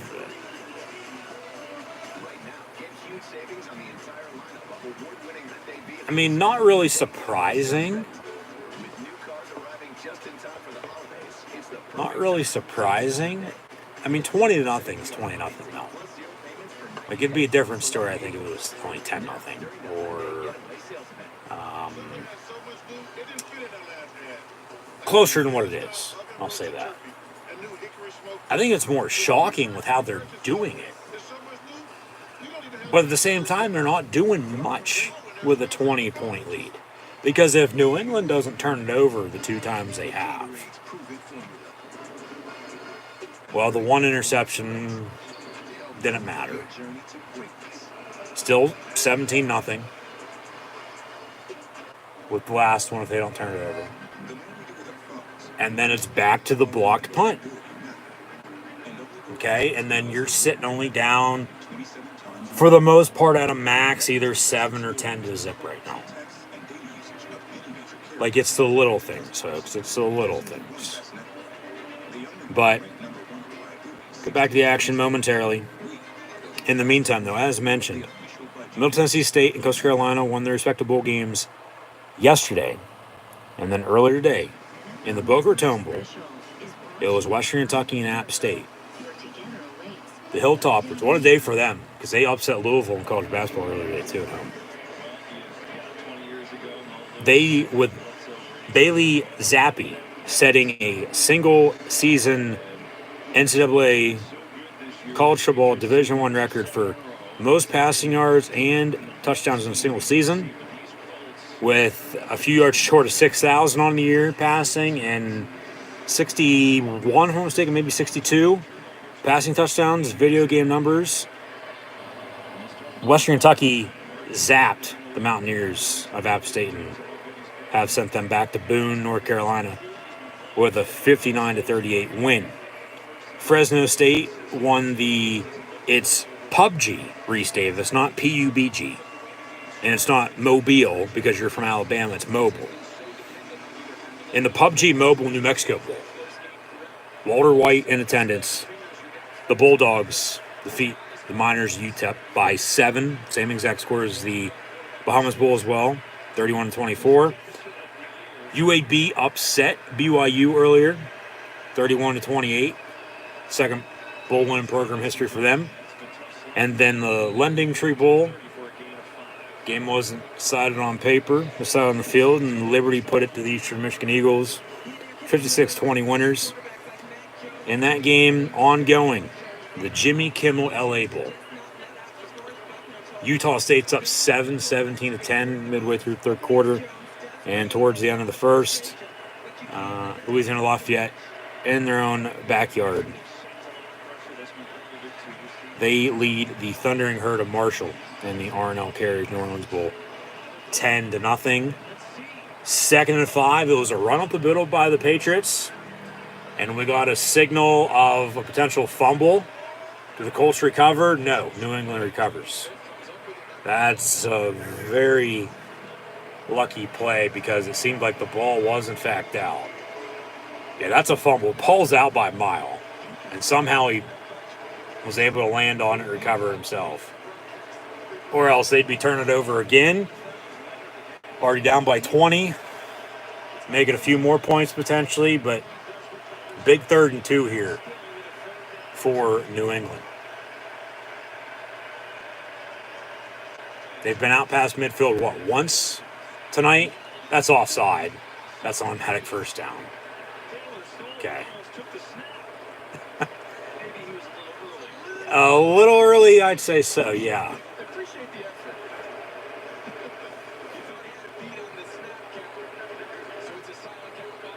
Yeah, no. Ball wasn't even snapped yet, and he's right up the middle, rushing the passer, and then Jones gets the ball and he goes down, but he was clearly offside. So automatic first down on 3rd and 2, 1st and 10 for New England, so they luck out there, but you can't just continue to luck out. You actually got to do something eventually. They've only been out past midfield once, and an interception.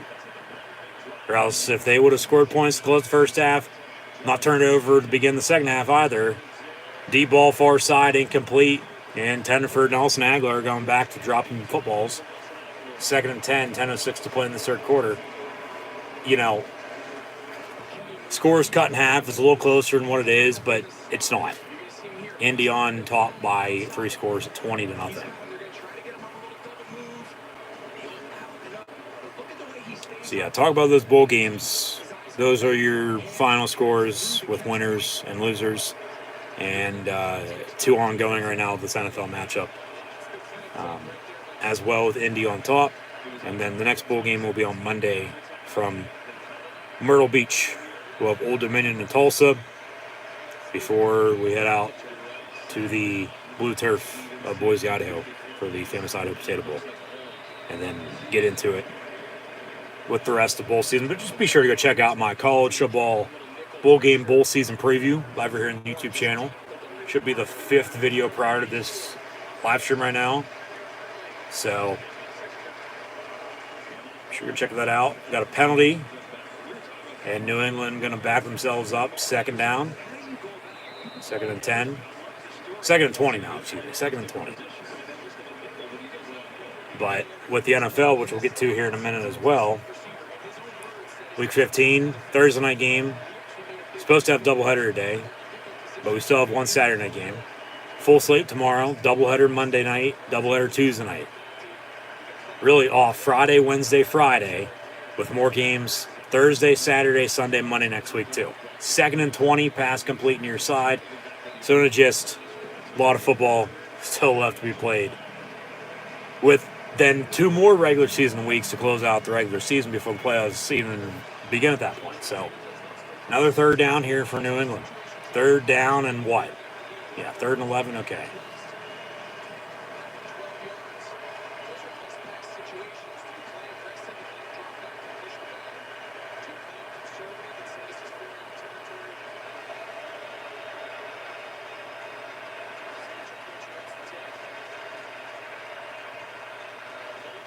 From the 37, Jones near side. It's going to be caught by Aguilar. And depending on forward progress, we'll see if they give him the first down. They're not. He's 2 yards short. A 4th and 2. I would think, yeah, you got to go for this here. I mean, this, even though you've shot yourself in the foot a few times and backed yourself up, yeah, he's going to be short, even on forward progress. Probably good spot by the ref at 4th and 2.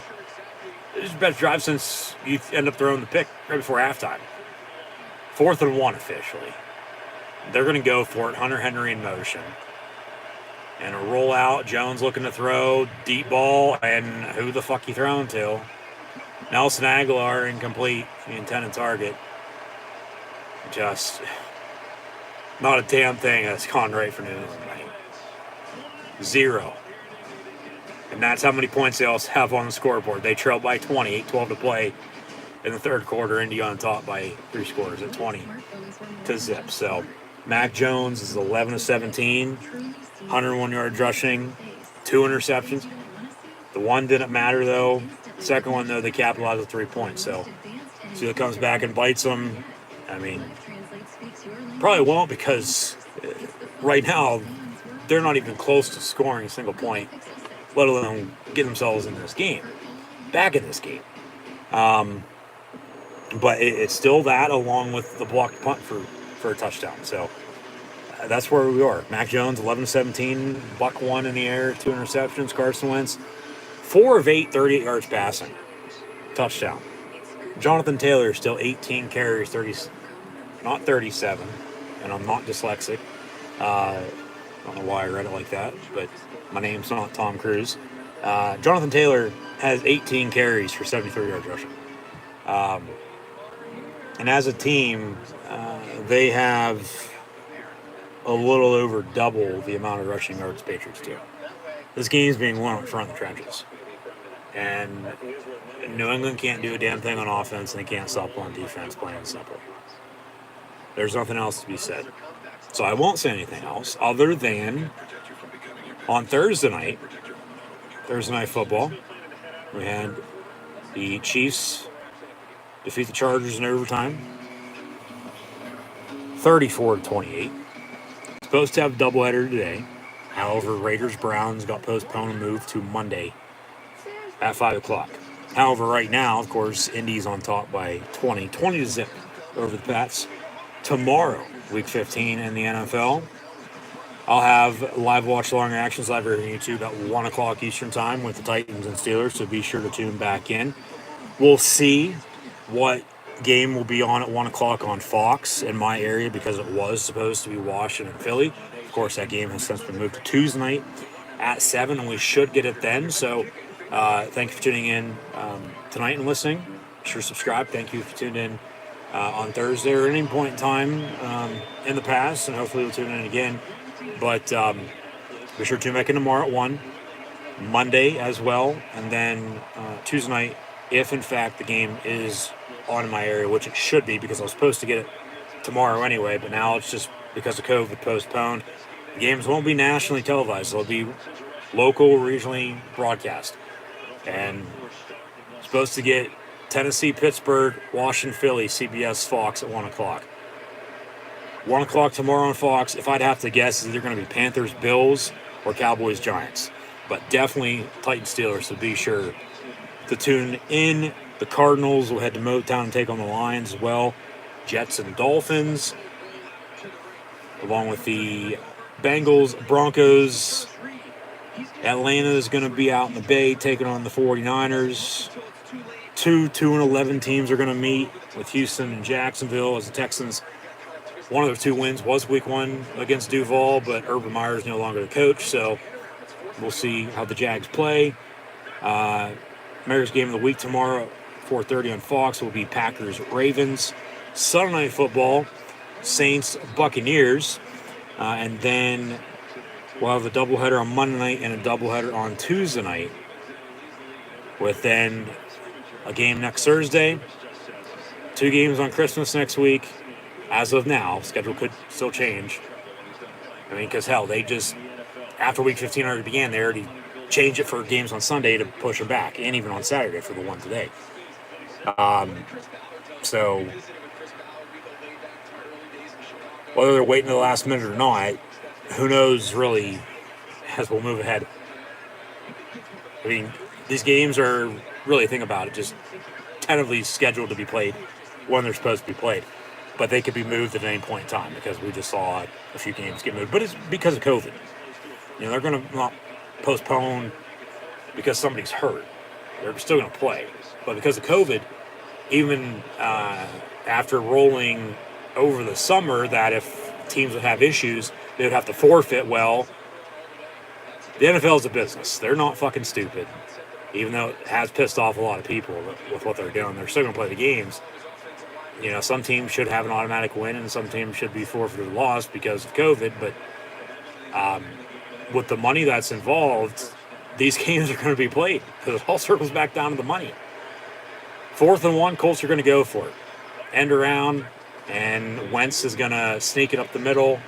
First down. But, yeah, doubleheader on Monday. We'll have Raiders, Browns at 5 o'clock. Still be on the NFL Network.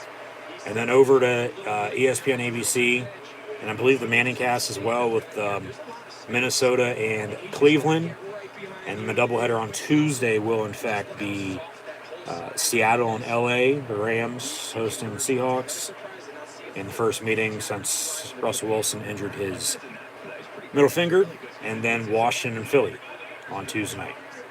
Really for second place in the NFC East for the time being, behind the Dallas Cowboys. And then week 16, as Wentz almost throws an interception, the incomplete 2nd and 10. Week 16 will begin on Thursday Night Football next week. We'll have the 49ers and Titans.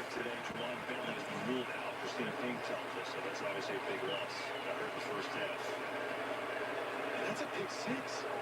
These are just, we've seen such uncharacteristic missed opportunities from this Patriot team. 2nd and 10 for Indy. Run the damn football, please.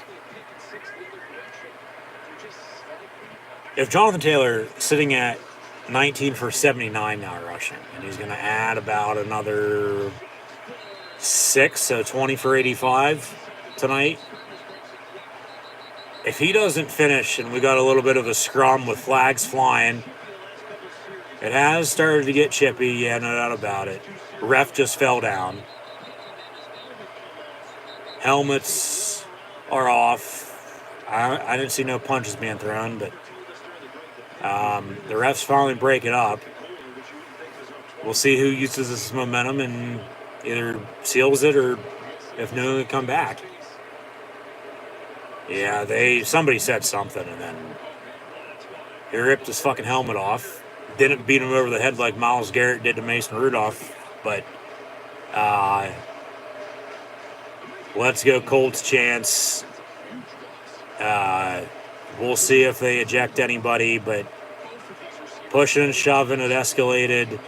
Everybody got into it, and a pile up before they break it up. And there's going to be an offsetting penalty, I would think. Yeah, no doubt about it. But Will they throw anybody out? Fines maybe from the league. We'll see. Boos now from the crowd. So we have a penalty on the play. 2nd and 10. Why don't we just talk about New York and bring in our rules expert, Mike Pereira. Mike, what do you think here last this play? Is this enough for an ejection here?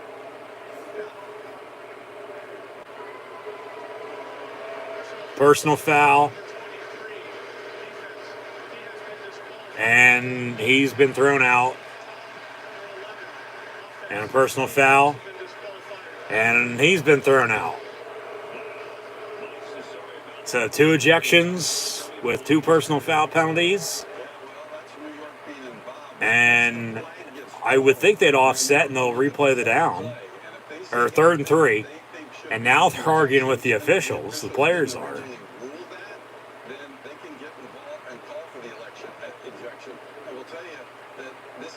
Call for the election? You mean ejection? Yeah.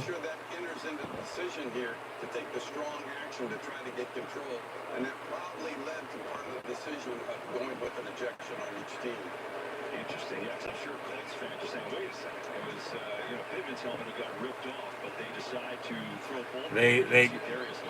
You gotta. Whether it's understandable or not, I mean, you got to see it from both ways. Because, I mean, at least they're calling it down the middle.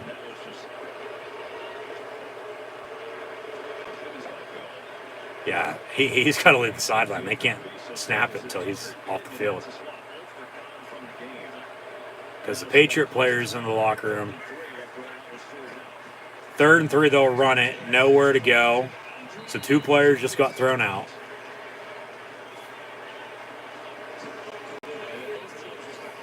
And now 4th and short. They'll punt, it looks like.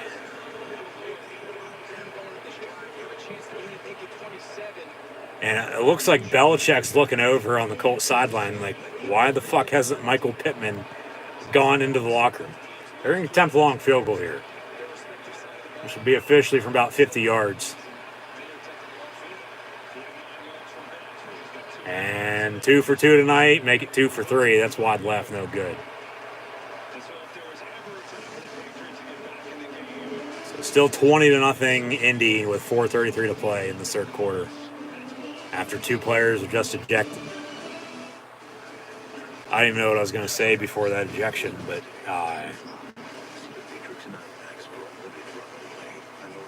yeah. Election, ejection. They should eject who won the election last year, calling it with electoral votes that just politics. Of course, your politics. I'm going to stay the hell out of it. But, yeah, with this game, just.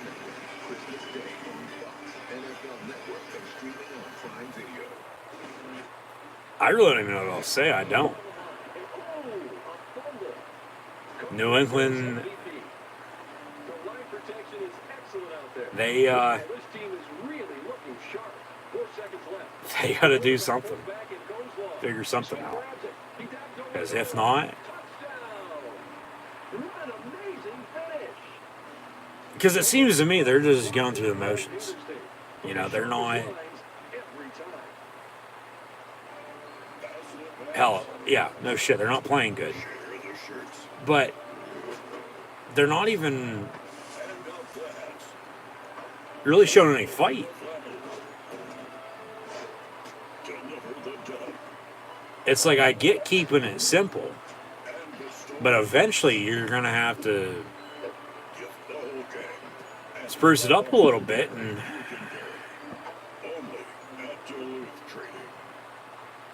do something, you know? Like, credit to the Colt defense, though, because and Colt fans, you're probably, you know, happy Josh McDaniels said no at this point with how bad they're beating them with Frank Reich head coach. I mean, it's worked out for both sides. It has. I still don't think Josh McDaniels is going to be a good head coach again because he sucked in Denver. But with what he's done in New England, Tom Brady or not, like, speak for something. So we'll see what happens there in that regard. But just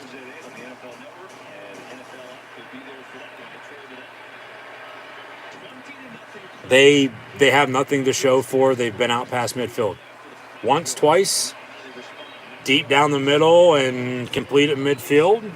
Hunter Henry for 12 yards. There's Belichick over talking with his defense.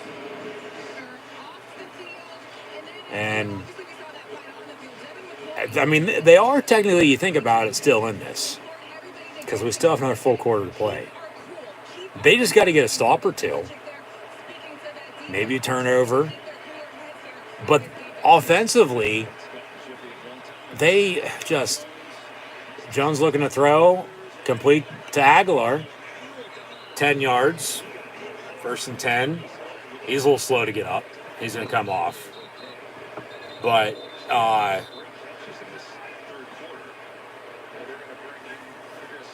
they just haven't in the end done enough. But here we go again with another decent drive. Their other two big drives they had resulted in nothing. So that's just the thing. Until they do something, they're just stuck in place, treading water. Barely. They're getting shut out. When was the last time, been the first time in 5 years since they got shut out in the first half? When was the last time they got shut out through 3 quarters of play? Because they have not done a damn thing tonight. From the 37, 1st and 10. And Jones going to hand off. And a big hit. Big hit. Back-to-back big hits, actually. 2nd and 4 now after a 6-yard gain.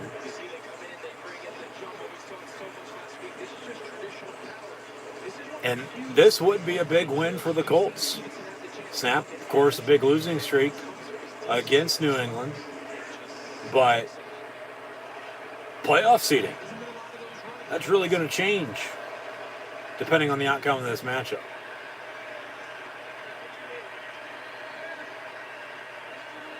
Second down and 4.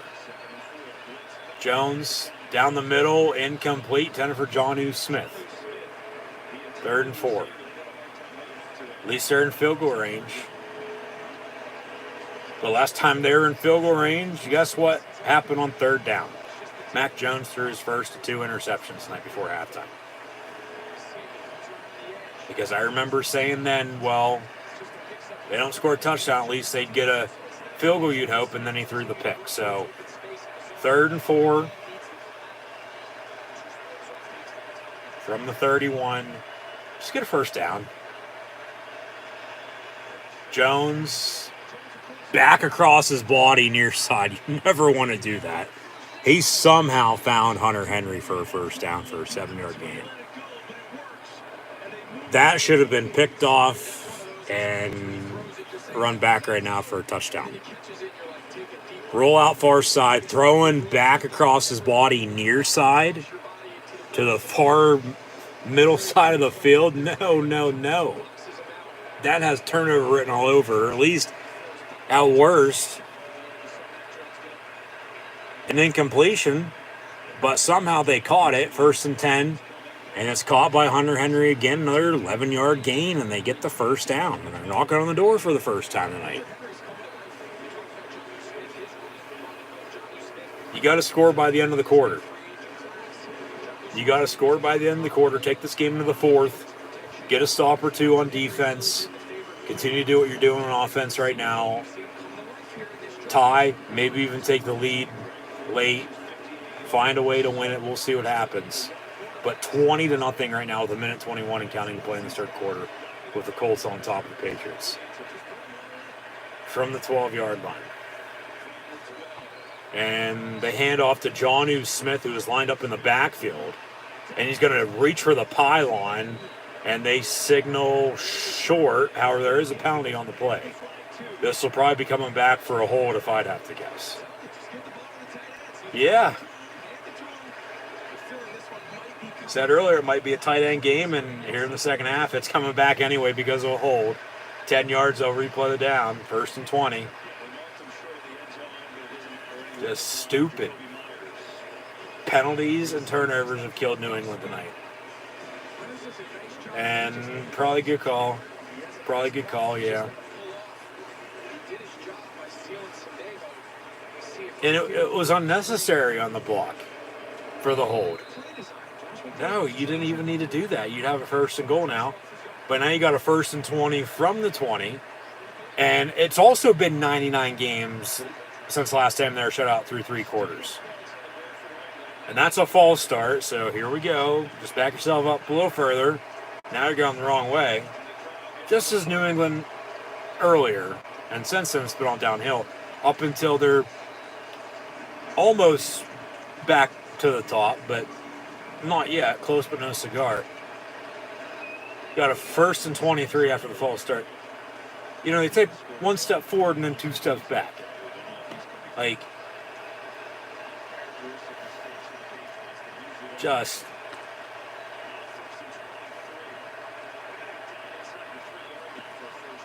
they fake the screen, run the screen far side, and they get to the 12 after a push. So 2nd down. Quarter's going to run out on them. Let's say get another play off here quick. Just boneheaded, stupid decisions. And now Nelson Aguilar is going into the locker room. He probably has a concussion. The Patriots, for the first time in 5 years, 5.5 years, they've been shut out through 3 quarters of play. They trail at Indy tonight on NFL Saturday Night Football. And once again, thank you for tuning in and listening. Be sure to like, follow, and subscribe on social media. Links in the description below with the thumbs up button. Share, chat questions and comments, super chat, super stickers. Always great appreciated as well. 20-0 lead for the Colts. 20-0 to 0.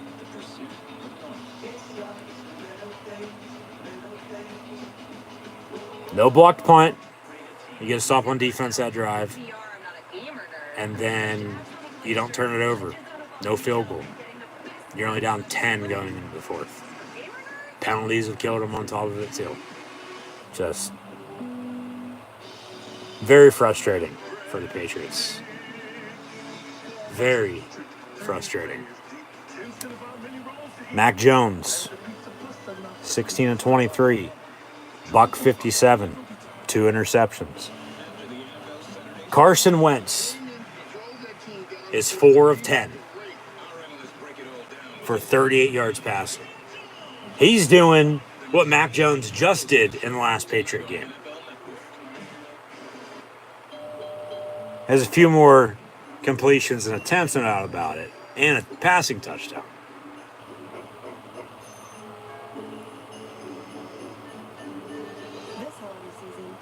And Indy doesn't have as many yards rushing as New England did then. But they've been able to capitalize. They've been able to hold. They've just been the better team tonight in the end. But we still got 15 minutes to play. So, you know, I myself personally have seen larger comebacks than this. Game's not over till it's over. Till the triple zeros on the clock. We have a final score with a winner and a loser. Must win for Indy it is. Because like I said earlier, they dropped to 7-7. Regardless, they take care of business the rest of the way. They're probably going to need some help. We'll have 3 more games to be played after this weekend's games in the playoffs. But New England, yeah, they have to score a touchdown here, no doubt about it. Can't settle for 3. From the 12, 2nd and 10, Jones going to step up in the end zone, caught, touchdown New England. Hunter Henry on the reception from 12 yards out.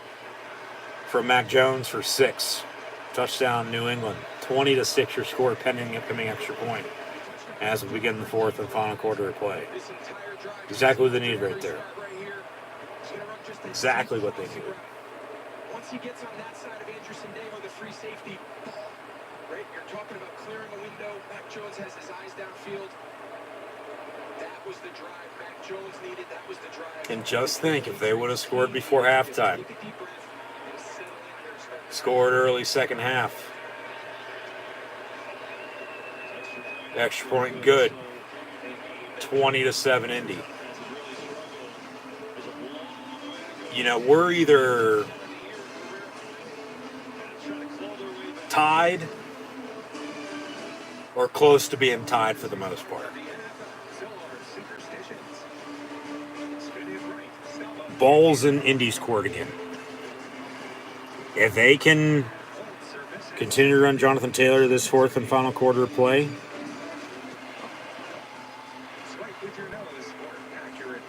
I think a field goal would be enough to win it for him right now. I do. Touchdown for sure, I think, would seal it.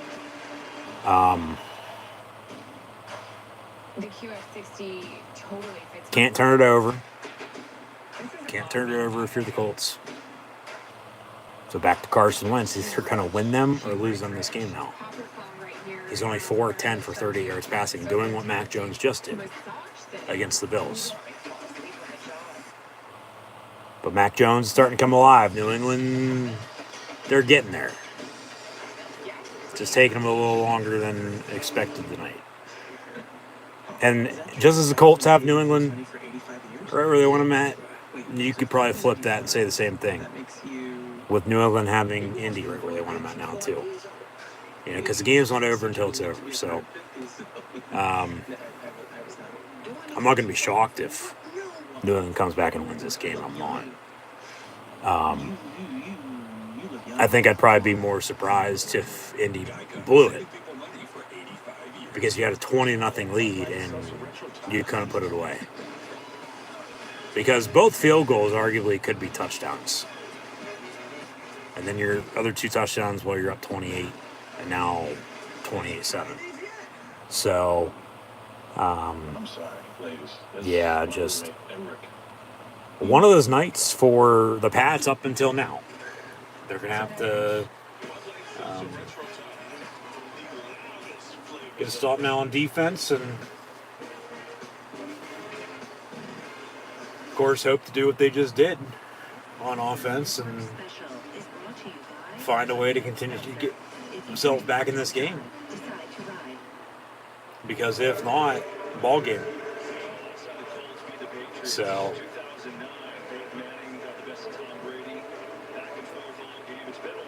that's where we're at. Yep, it has been a while.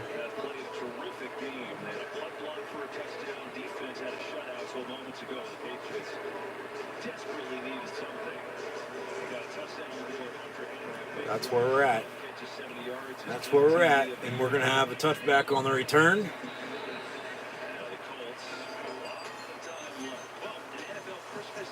They promote the Christmas doubleheader for next week, so that's a good sign that, you know, both Browns, Packers, and Colts, Cardinals will be played next Saturday. But they just kept promoting Raiders, Browns up until they postponed it yesterday, till Monday. And hell, even afterwards, they're still promoting it in some places that the game was still today. So until it's official, with what I mentioned earlier about the schedule, that's how it's going to be. And these games are going to get played one way or another. They'll play them on a Wednesday afternoon at 3:30 again, like they did Baltimore and Pittsburgh last year. Whether there's a tree lighting ceremony afterwards or not. And, well, if you don't have your Christmas decorations up yet, well, you still got about a week. Less than a week. So nothing like waiting until the last minute. But here in the fourth quarter, nothing like waiting until the last minute for New England to come back. They trailed by 13, 20-7. Second and 9 after yard gain on first play of this drive for the Colts. They'll fake the give and Wentz complete. And T.Y. Hilton for the first time tonight. T.Y. Hilton, first catch of the evening. One for about 15 now receiving. Better late than never. T.Y. Hilton.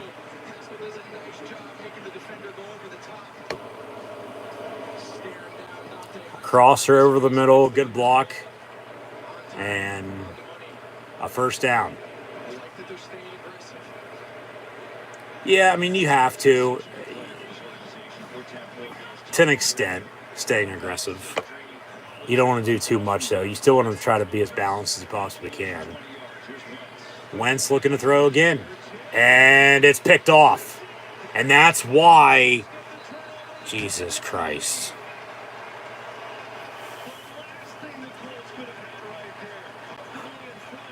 They're doing the same thing Minnesota did a week and a half ago on Thursday Night Football. Abandoning the run. Pittsburgh came down to the final play and was incomplete in the end zone. They lost. At least they weren't down by Patriots tonight, only down 20. Pittsburgh, of course, down 29. At least New England not down by that tonight. So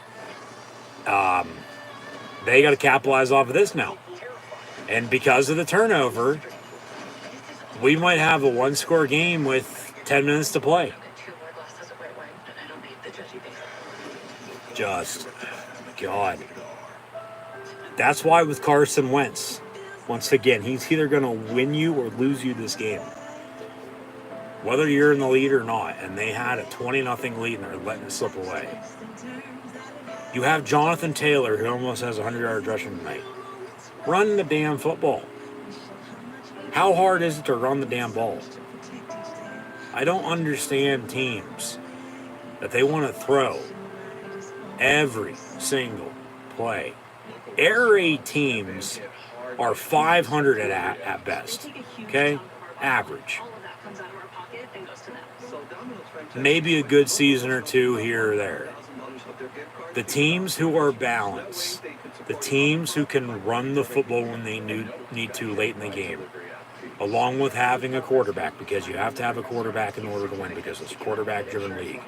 But at any level of football, when you're balanced and you have a running game and you're up to play action, you can run the ball when you need to late, the rest of the offensive playbook is going to open itself up. You can do whatever the hell you want then at that point. Continue to play good defense. Rely on your special teams. You're going to be winning 9 of 10 games for the most part. Like, and once again with Carson Wentz, who the hell were you throwing to? Like, no wonder you got run the fuck out of Philly. They're not going to put up with your shit. They didn't. Whether you won an MVP, got hurt, should have been the starting quarterback to win the Super Bowl because of the injury, you weren't. And then they keep you when they should have got rid of you then and kept Big Nick Foles, and now he's in Chicago backing up both Andy Dalton and Justin Fields. Like, I guess it's worked out for everybody involved, and just New England's going to have to take advantage of this now. Mac Jones intended for Jacoby Myers, incomplete, 2nd and 10. Yeah, who the hell was he throwing to? It was into double coverage, it looked like. It was deflected, batted up in the air, and the defender caught it, tipped it to himself and caught it. He pump faked, actually threw it into triple coverage. Sorry, not double coverage, triple coverage. And why don't you pump fake again and wait an extra second, and you have Pascal probably a few yards further towards the far sideline, and you hit him, maybe throw it behind him, but at worst it's an incompletion rather than the interception. And I mean, maybe you do get a first down out of it and the drive's still alive, but you turn the damn ball over and just, I mean, credit their defense. They got New England back in the 3rd and 10. I mean, their defense is winning them this game right now. It is. Regardless of how bad, well, not even how bad they played on offense. They just had points in time in this game. They've had chances. to close it out, and they have been able to. And now New England's going to their chance to come back and cut this lead again. And if they do, with both teams still having 3 timeouts and 2-minute warning to come, they run a wheel route down the far sideline, and Bolden gets the first down on a 12-yard reception. There's a whole hell of a lot of time left here tonight. No doubt about it. And like I said a minute ago, I would not be shocked if the Patriots come back and win this game. He probably doesn't get the first down at the back, or he doesn't slip and fall. But because he did, and then the stiff arm, extra few yards, he gets the first down. But I think I'd be more surprised if Indy blew it.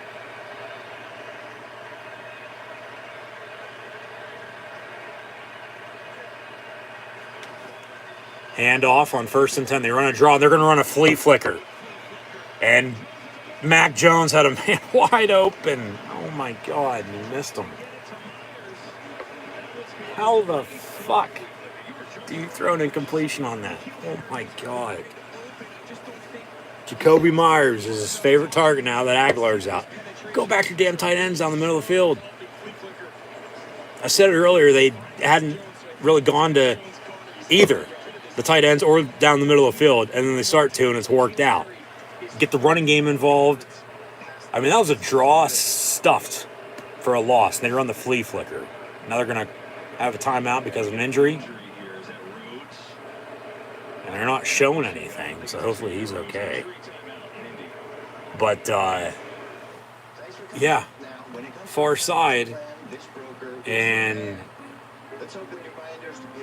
Mac Jones can't hit his target for another first down. Incomplete. I mean, at least they're rolling up their sleeves and continuing to go to work and picking a play or two that's up their sleeve to insert in the playbook and run it. I mean, when you run a flea flicker, though, you don't run a comeback on the far side. You hit the deep ball. Everybody knows that. But credit, once again, the Colt defense. I don't know how coverage was downfield. I mean, it's either that or you're going to hit the check down on a screen for a few yards. For the most part, probably your tight end, because your running back's going to be blocking for you because you just hand it off to him, and then you're running a flea flicker. You don't run a comeback. I mean, it works out if he catches it, but because, you know, it's a drop and he can't hit him, everybody's bitching about it, including myself. But no, the flea flicker. You always go for the deep ball. At least 15, 20 yards downfield, if not further. Not on a short comeback right at the sticks, even though you're still keeping it simple then in that regard. And it should have been a completion. Fell incomplete, and, you know, here you are. So that's where we're at. And with the injury timeout, it'll be, I believe, 2nd and 10 for the Patriots. Yeah, 2nd and 10. They trail at Indy 20-7 here in the 4th quarter.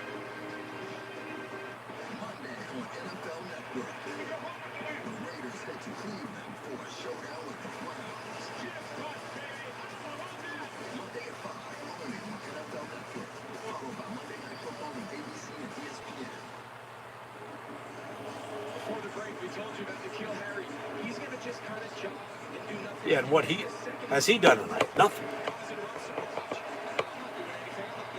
Oh my God, he was wide fucking open. You go deep on a flea flicker, Mac Jones. Everybody knows that. You had a man wide open in the end zone. You hit him, and that's a touchdown.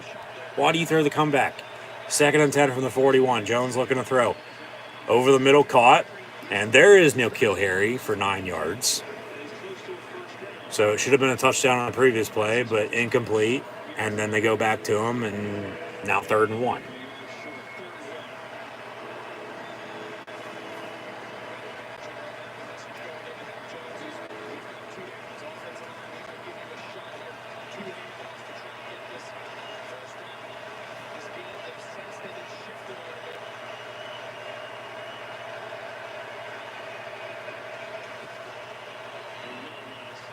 And 3rd and 1, they run it. Nowhere to go. And now you're going to have a decision to make.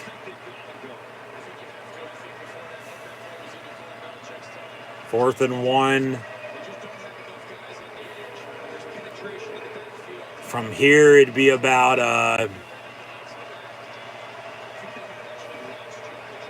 58-yard field goal, but you're inside.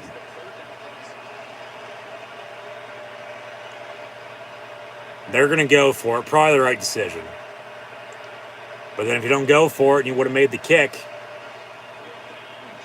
Jones looking to throw, it's caught. 1st down. So even forget about the field goal. Down to the 21-yard line. 1st and 10. Drive stays alive. And the Patriots move on. The drive continues. These last 2 drives, Mac Jones just seems a lot more confident, doesn't he? He's going through his progressions. He's confident in the pocket. He understands the timing and when the protection hasn't exactly held up. These last 2 drives have been a great answer. Because for the first 3 quarters, there's a little struggle. And they're going to hand off, run an end around with Kendrick Bourne. That's a block in the back. He's off to the races. Going to be brought down at the 4-yard line. And then a fumble at the end of the play. But they say he's down. Who has the football? The Colts have the ball. But what's the ruling on the field? He's down. He's down right there. Yeah. He's down by a mile. Everything he told us this week has come to life on the field. He said every single play, there must be... Yeah, no fumble. 1st and goal now, New England from the 4-yard line. Under 10 to play. Touchdown would make it a touchdown lead. Jones on a play action, back of the end zone, incomplete. 10 for Jacoby Myers. 2nd and goal, they're going to go hurry up. Get back up there and catch them off guard and go quick. 2nd and goal from the 4.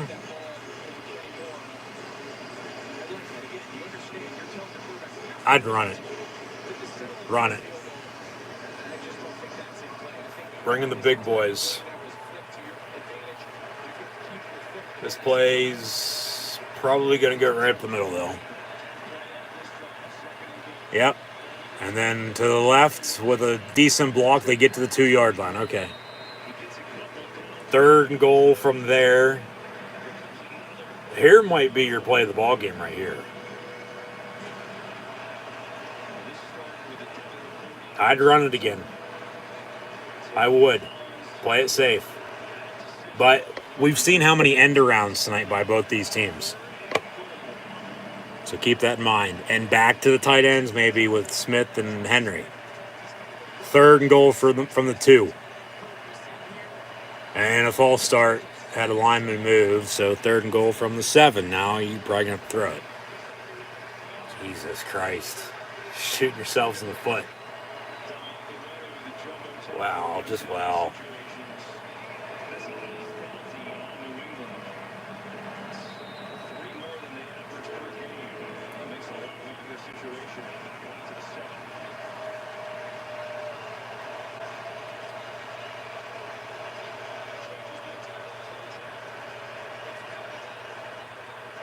(20-7). 3rd and goal from the 7. Jones looking to throw. And he's going to roll out, avoid a sack, in the end zone, and a little too much incomplete. 10 for Hunter Henry. You got to kick it. You got to kick it. You got to kick it. 4th and goal from the 7, make it a 10-point deficit. Still got 9 minutes, 3 timeouts, and a 2-minute warning. That's an eternity. You're going to need, of course, another touchdown, a field goal to tie. But on top of all that, you're going to have to continue to get stops on defense.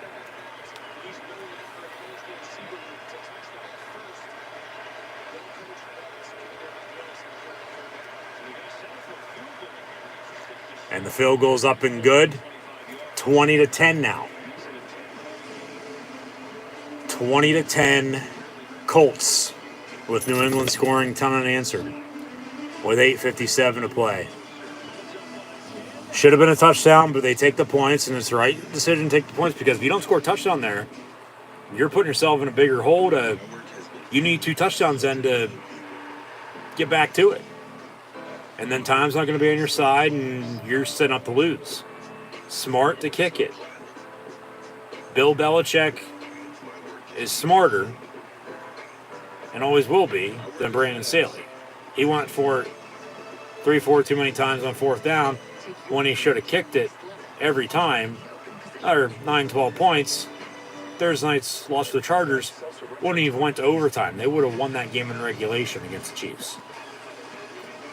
You have to settle for 3 every once in a while. Okay, so be it. You're relying on your special teams. That's why you have them on the roster. You kick it. They do 20-10 Indy. 20-10 Colts on top of Pats. Indy, once again, ball's back in your court. Why is Carson Wentz throwing?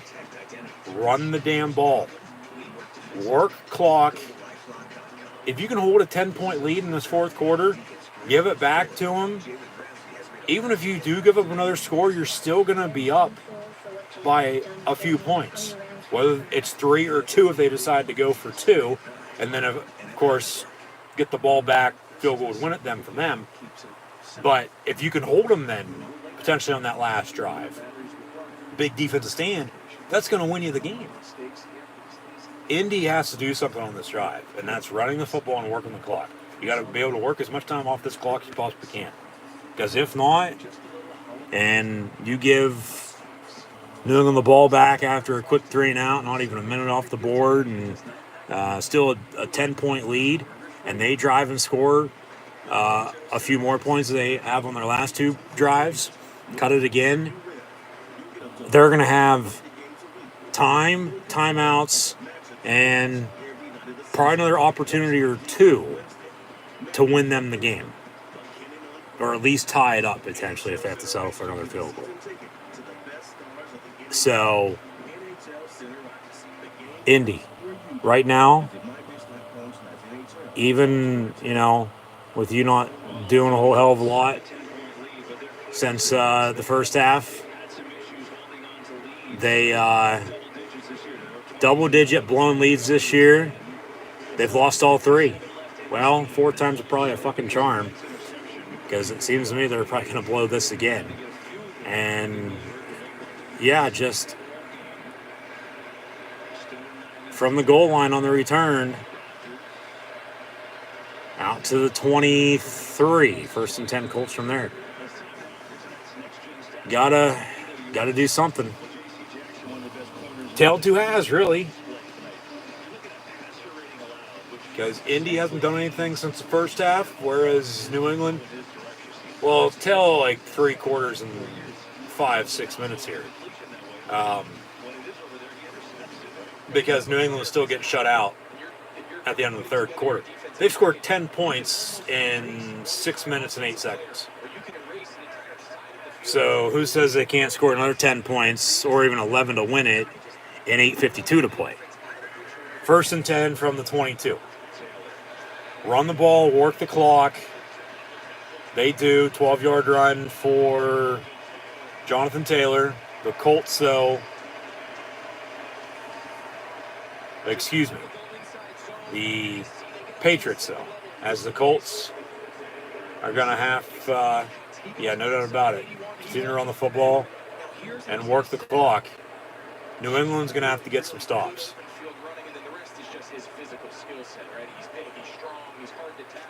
Have to get the hell off the field on defense.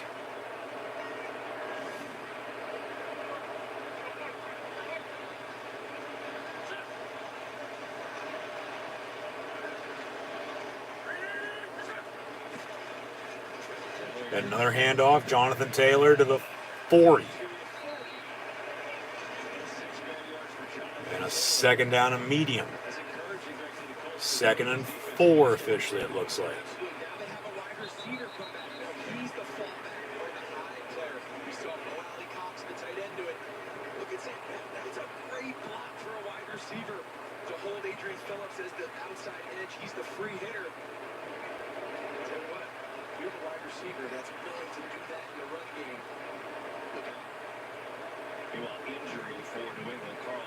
And we got an injured Patriot, I guess, with 7:47 to play.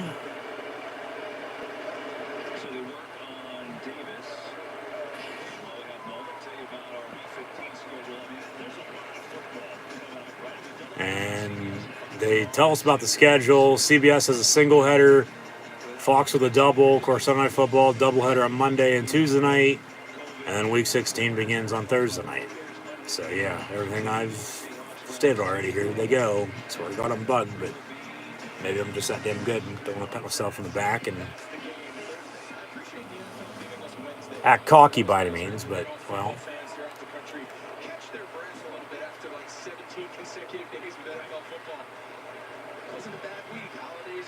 Yeah. Why not move some games around? Exactly.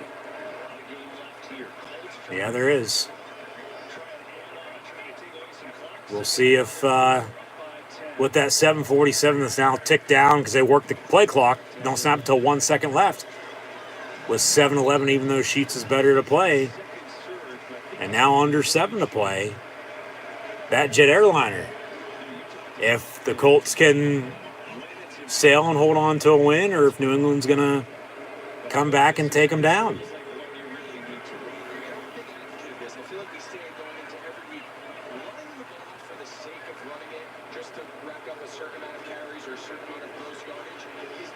You run the ball when you need to. Yeah. Thank you. At least somebody fucking agrees with me. Thank you. I swear to God, sometimes I'm talking to a brick wall. I'm trying to explain that this works rather than this.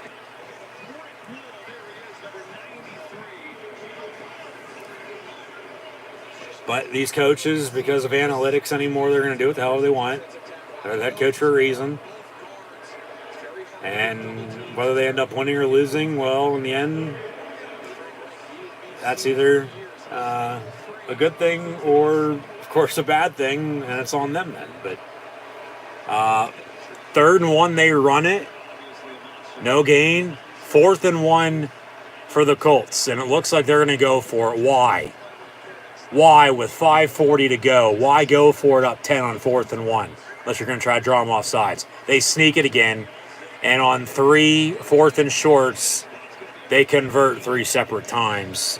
You needed a punt on that. They lucked out in another 1st and 10. New set of downs. Now you got to really work the clock. Continue to run the football. Yeah, that's 1st down.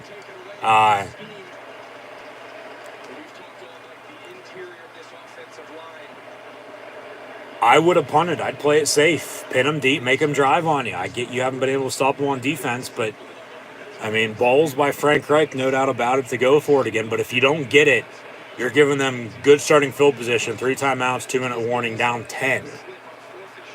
And they're going to call a timeout now after that, just to make sure they're reset. 4:50 to play. They'll have a 1st and 10, up 10, 20-10 here tonight over the Patriots. You know, you're going to give them a short field to do something. That's why you punt, pin them deep, make them drive on you. But once again, I get your defense is giving up 10 consecutive, unanswered. But still, you play it safe and you play it smart. And if you get beat, then you get beat. But at that point in time, it's the right decision. But with the analytics, well, regardless of the field position, you probably told him to go for it. But Frank Reich's a good coach. He knows what the hell he's doing. He's gone to the playoffs a few times with a few different quarterbacks since he's taken over. And now I have a big running back in Jonathan Taylor and a reliable, good quarterback in Carson Wentz when he's not playing stupid. When he's playing smart, he's, for the most part, playing even, playing good football, nails and coffin against the defense, so to speak. So now with the timeout afterwards, can they continue to run the ball and work the clock?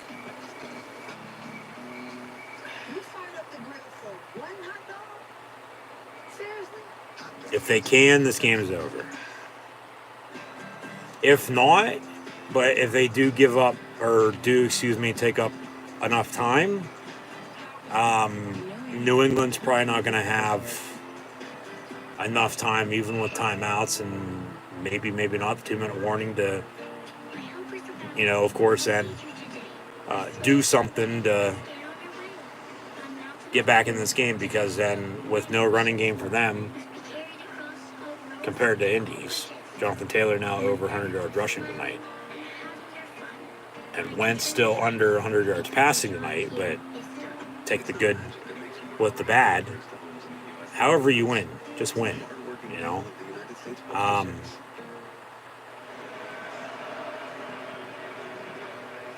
So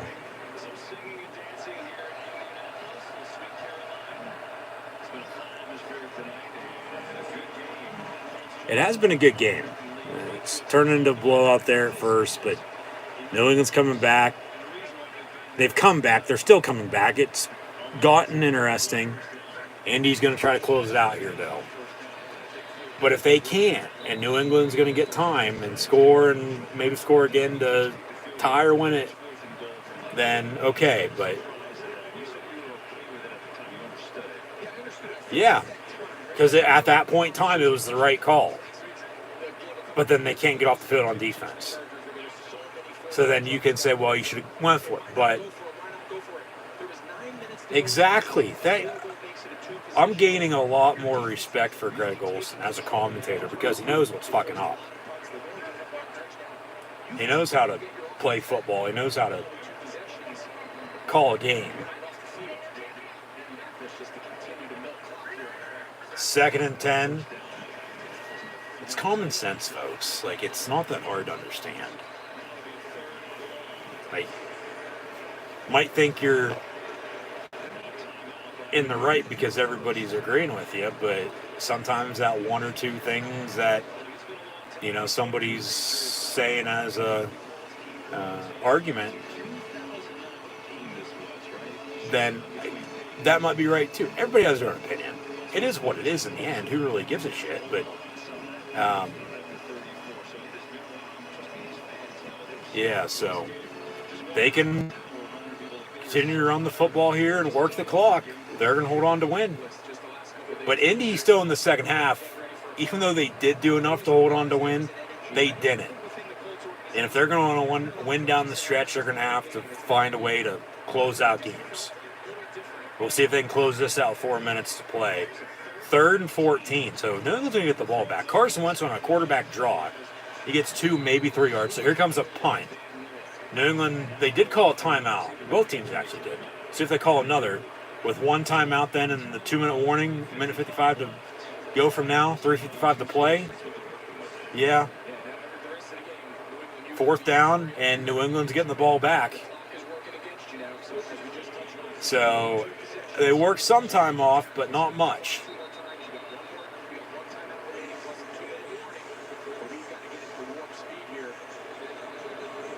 So New England's going to have to not turn the ball over, drive and score. If you have to settle for a 3, okay, that's fine. Touchdown would be even better, though, because I would rather have a field goal late to tie it up to force overtime with no time remaining rather than needing a touchdown. Fair catch on the punt, 1st and 10.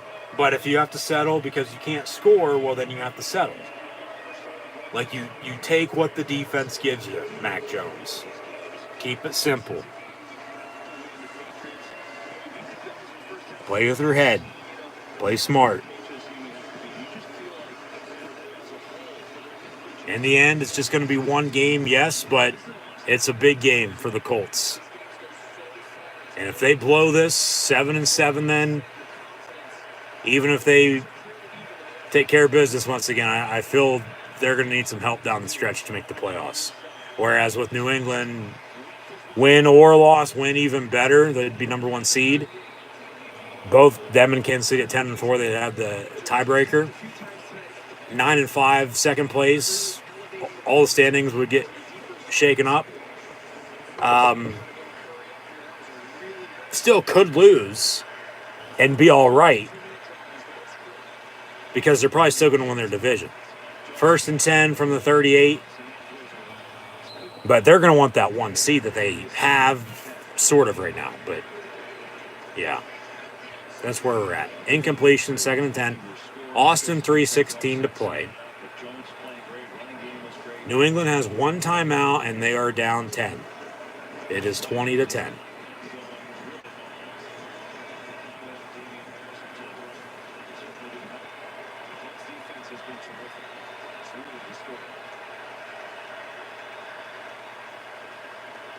And from the 38, Jones complete.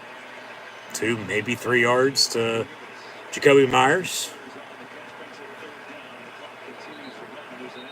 And we got an injured player.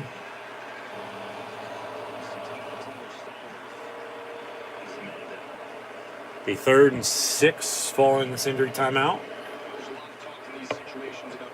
It's been a good game, it has. Coming down the wire.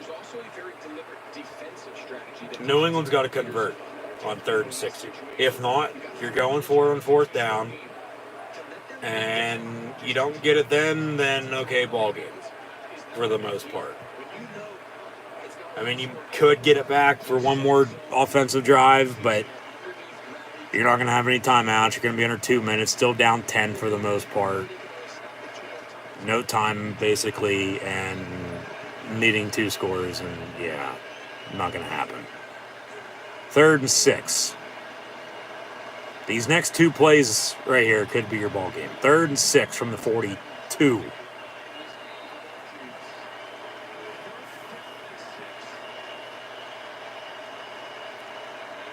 Out of the gun with the back to his left to right across your television screen. You're ready on auto dial. Jones looking to throw. A couple penalty flags, though, with the completion to Hunter Henry. This, I bet you any money, is going to be a defensive hold. Penalties going to be declined, and it'll be a 1st and 10. Maybe even another illegal man downfield. We haven't heard one of those since we had him on back-to-back drives to begin the game. Maybe an offensive hold on the tight end and Hunter Henry. Fouls by both teams are going to offset, and they'll replay the down. Be 3rd and 6 again. Wow. Just wow. Here we go again. 3rd and 6 with the offsetting fouls. 2:50 to play. Another 1st down for the New England Patriots.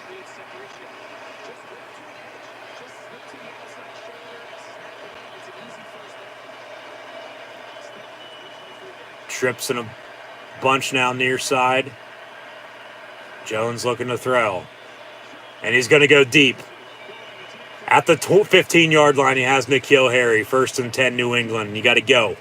You got to go. 1 timeout. You want to score before the 2-minute warning if you can. Because then if you can get the ball back 1 timeout afterwards, you get a roughing the passer, be half the distance, not 15 yards, half the distance inside the 20. Automatic 1st down for New England. So a big pass that was complete from Mac Jones to N'Keal Harry. Officially, we'll see the official number on how much that officially went for. But half the distance on a roughing the passer afterwards, they got a 1st and goal now. Officially 43 yards on the reception. 1st and goal now, New England from the 7.5. You got to score before the 2-minute mark. And incomplete, intended for Jacoby Myers on a slant in the end zone. 2nd and goal, 2:30. Down 10. Yeah, you got to score before 2 minutes. You'd like to, at least, because then you still have your 1 timeout. Give them the ball back. Get that extra timeout, 2-minute mark. Time's going to work off the clock, but you're going to have to get a third down stop, force a punt, get the ball back, need a field goal to tie it to force overtime. Touchdown wins it for you. Second and goal from the 7.5 again. Need a touchdown here in these next 30 seconds. Mac Jones back of the end zone. Don't know who he's throwing to, but incomplete. Third and goal.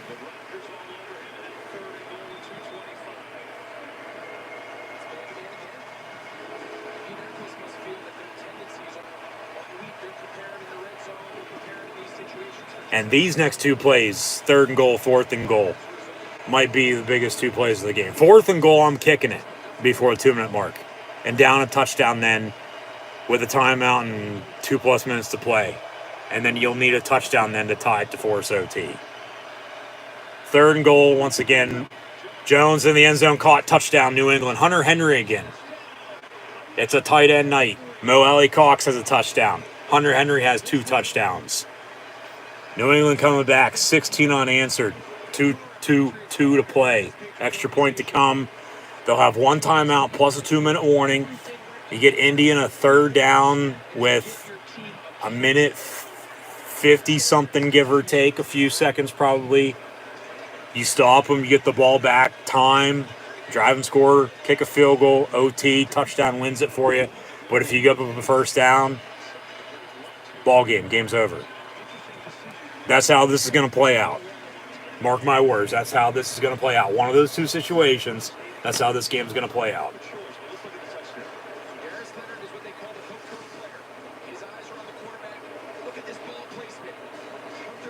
20-17, Colts on top of the Pats. Mac Jones,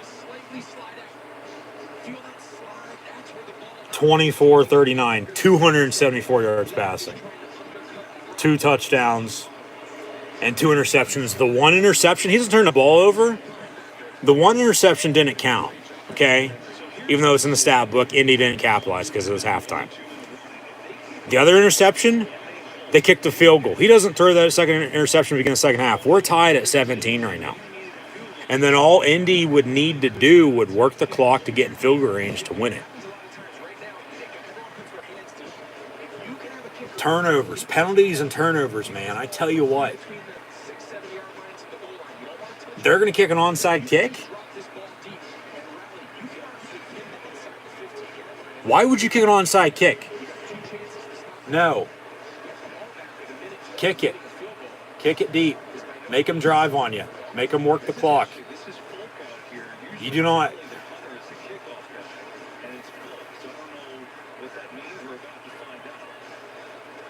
Very rarely do teams anymore recover onside kicks. Dime a dozen. They kick it deep. Good decision. Belichick knows how to coach football. And from the 10 on the return, gets to the 37. Okay, so 1st and 10, 2:16 to play. They're going to call a timeout. It'll be second down. You cannot give up a first down right here. Be second down. 2-minute warning, they'll have a third down. And then it's going to play out. If they get a first down on that third down or before then, ball game. If they give up a first down, this game's over.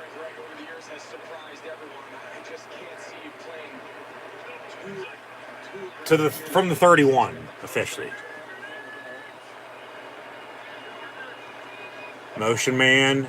An end around, and 2 yards, timeout with 2:10.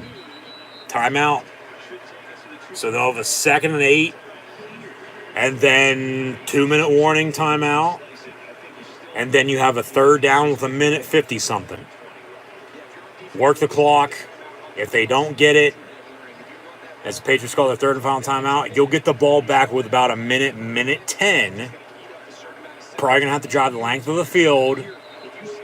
Field goal to tie it. Touchdown will win it for you. Utah State wins the Jimmy Kimmel LA Bowl. And at halftime, in the New Orleans Bowl, give an update on that score for you. It is Louisiana Lafayette and Marshall off to the races. 20, 15, 10, 5, touchdown. And there's your ball game.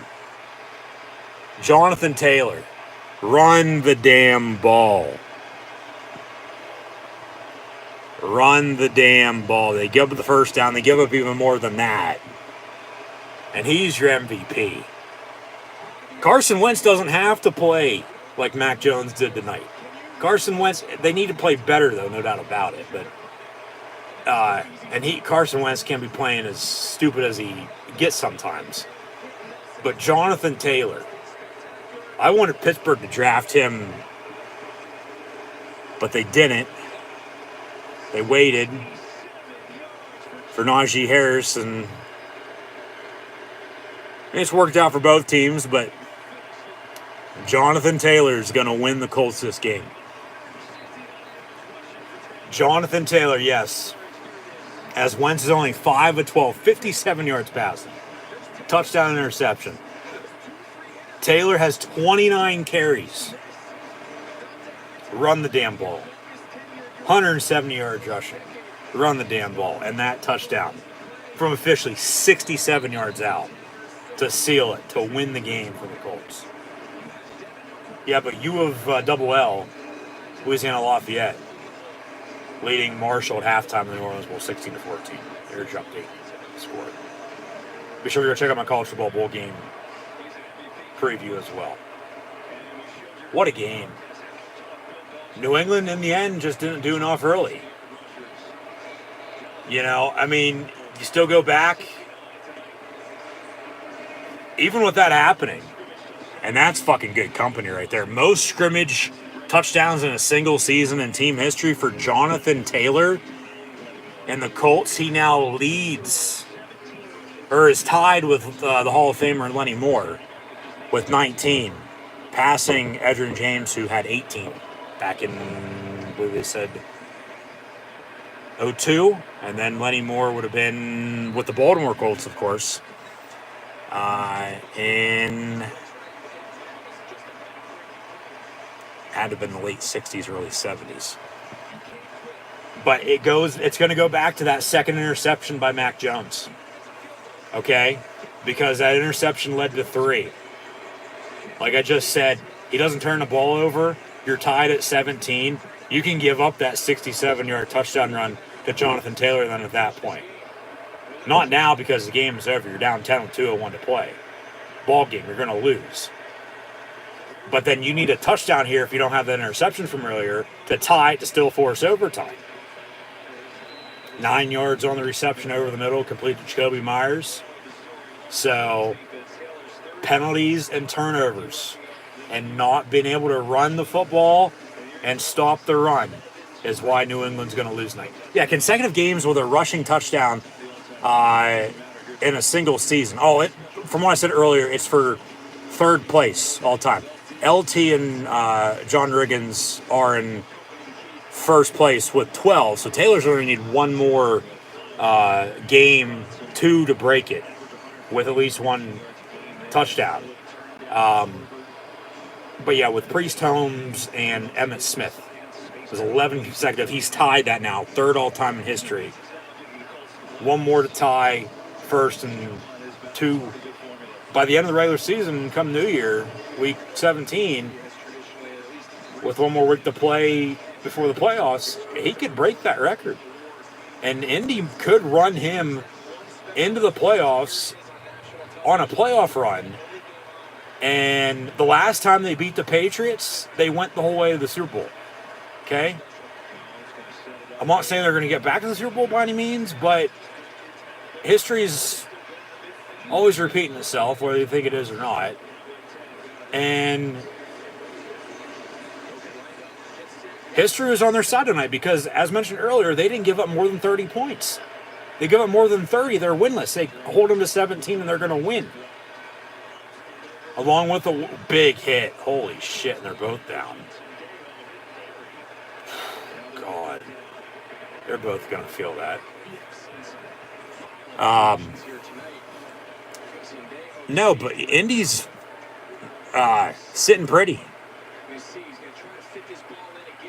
Wentz is going to have to do more, though, as the weeks progress, if they're going to want to win in the playoffs and get to LA.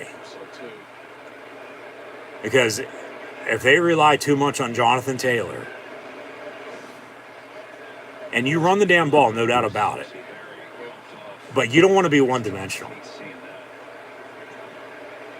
You do not want to be one-dimensional, because when you're running all the damn time and then you try to throw, well, defense is going to stop you then, and vice versa. If you're throwing all the time and then you try to run it, they're going to stop you then too. It's how it works out. You do not want to be one-dimensional. Their defense played good enough to hold the lead offensively, even though Jonathan Taylor, possible MVP through first 14 games. Jonathan Taylor is about 100 yards less in rushing, one less in rushing touchdowns. Total yards about 100 and one total touchdown. But that's good company with the last 6 running backs who also won MVP. In go back to that graphic real quick. Barry Sanders, Marshall Faulk, Terrell Davis, Sean Alexander, Adrian Peterson, and LaDainian Tomlinson. Yeah. Jonathan Taylor, whether Carson Wentz, going to be there for the long haul or not, I would think for the most part, time being, yes. As we'll get back to live TV here. He's going to be the future of the franchise. He is. He's damn good. I knew he was damn good in college. That's why I wanted Pittsburgh to draft him. Coming out of the draft last year, but he didn't. Fell to Indy, and he was good at Wisconsin. I mean, he was, and Ron Dane won the Heisman, okay? He was, I thought, as good, if not better than him. Wisconsin always has a damn good running back. They have 6'5" hogs, 300-plus pounds up front, from left to right. And they're going to run the ball. That's what I said earlier. He fits perfect with what Indy's doing right now under Frank Reich. And Frank Reich knows how to win. Hell, he backed up Jim Kelly in 4 straight Super Bowls. So,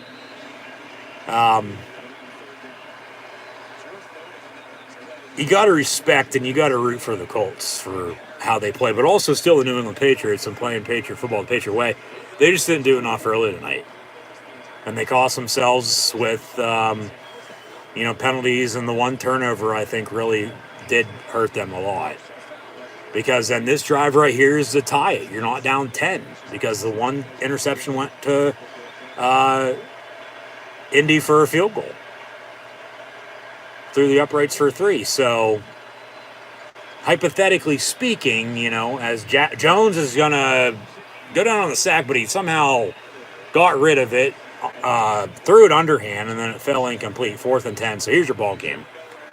But just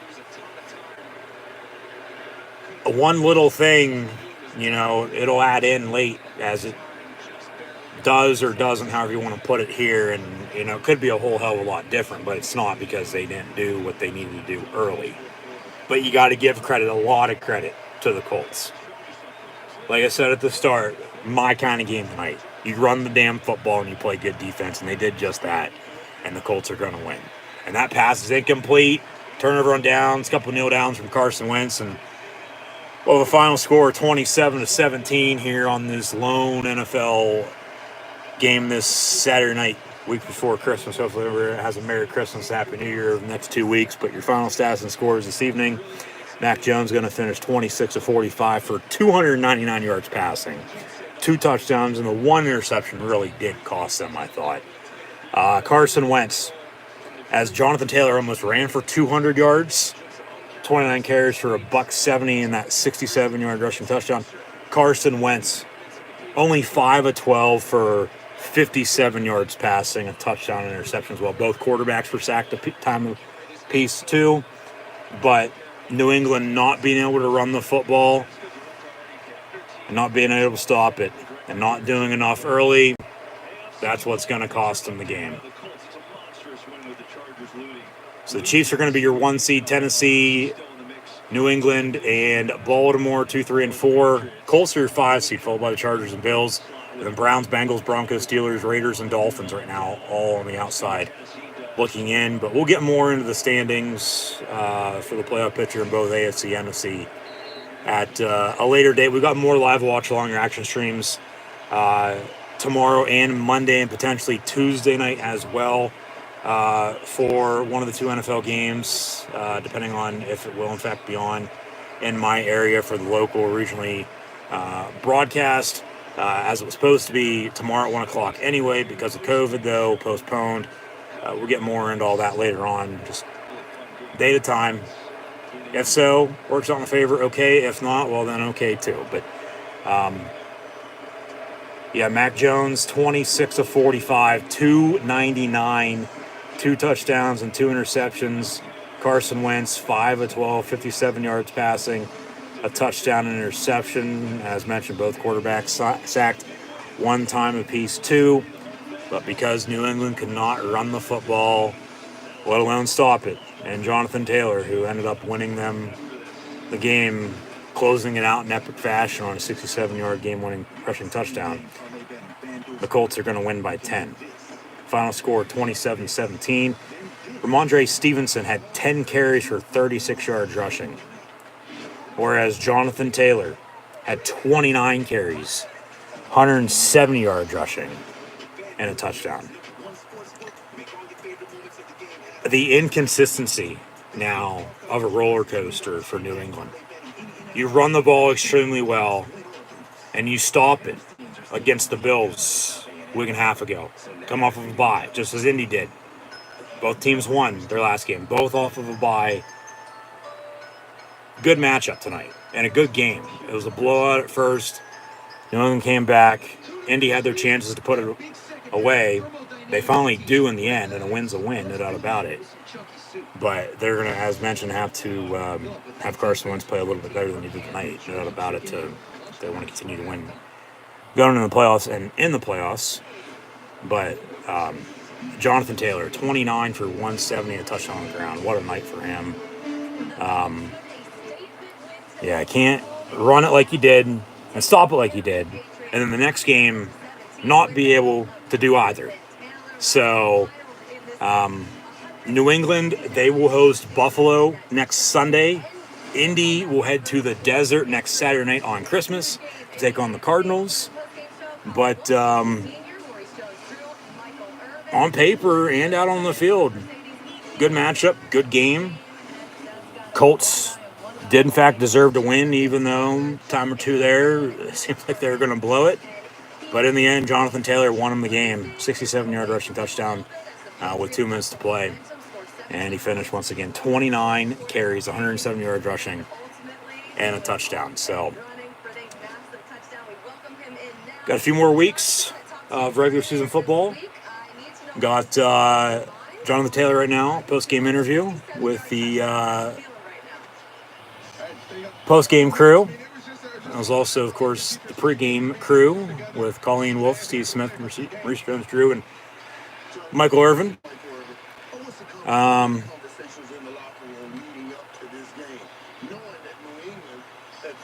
Indy's now 8-6, 5 seed in the AFC. If Tennessee stumbles, they're going to be right there looking to win the division. And they potentially could. They're still going to be a game back, 2 games back right now. And a game back tomorrow if Pittsburgh wins over the Titans, which we'll see if that happens. But I'll have a live watch-along reaction stream then, so be sure to tune in.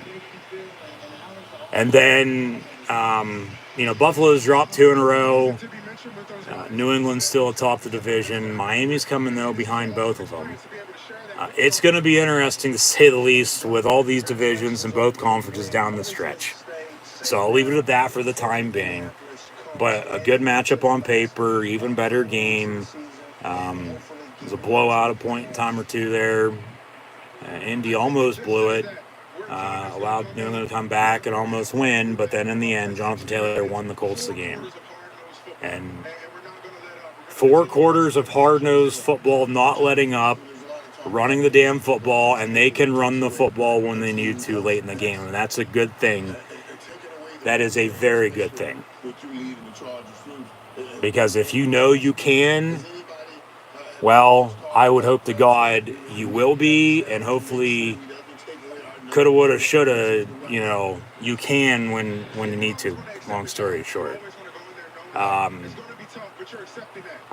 One-dimensional, though, if they ride them, they ride them. But Wentz is going to have to step up. Jonathan Taylor winning the Colts the game tonight. He beat New England single-handedly. He did. To an extent. But it's still that one turnover by Mac Jones that I thought really was the difference, because that last drive, they wouldn't have been down 10. They would have been down 7. And then a touchdown would have tied it then. Maybe we're in overtime right now. Who the hell knows? But that's not how it played out. Once again, your final score. Colts win it by 10 here this Saturday night, 27-17. So, yeah, that'll do it for myself, your host, Encyclopedia Sports, Coin Luke 96, live right here on YouTube. So once again, thanks for tuning in and listening. Be sure to like, follow, and subscribe as always on social media. Links in the description below. Thumbs up button once more. And hopefully tune in back tomorrow, live right here on YouTube, with live watch along reactions live right here on YouTube of Titans Steelers at 1 p.m. Eastern Time. And then on Monday and potentially Tuesday night for some NFL action then as well. But, yeah, just be sure to like, follow, and subscribe. And be sure to tune back in after that notification bell as well. The easiest way to stay update is, in fact, on social media. Scroll down, check out the links in the description below. And, yeah, hopefully tune back in tomorrow. And got a good one with Tennessee and Pittsburgh. We'll talk more about that game then. But tonight, the Colts defeat the Patriots 27-17.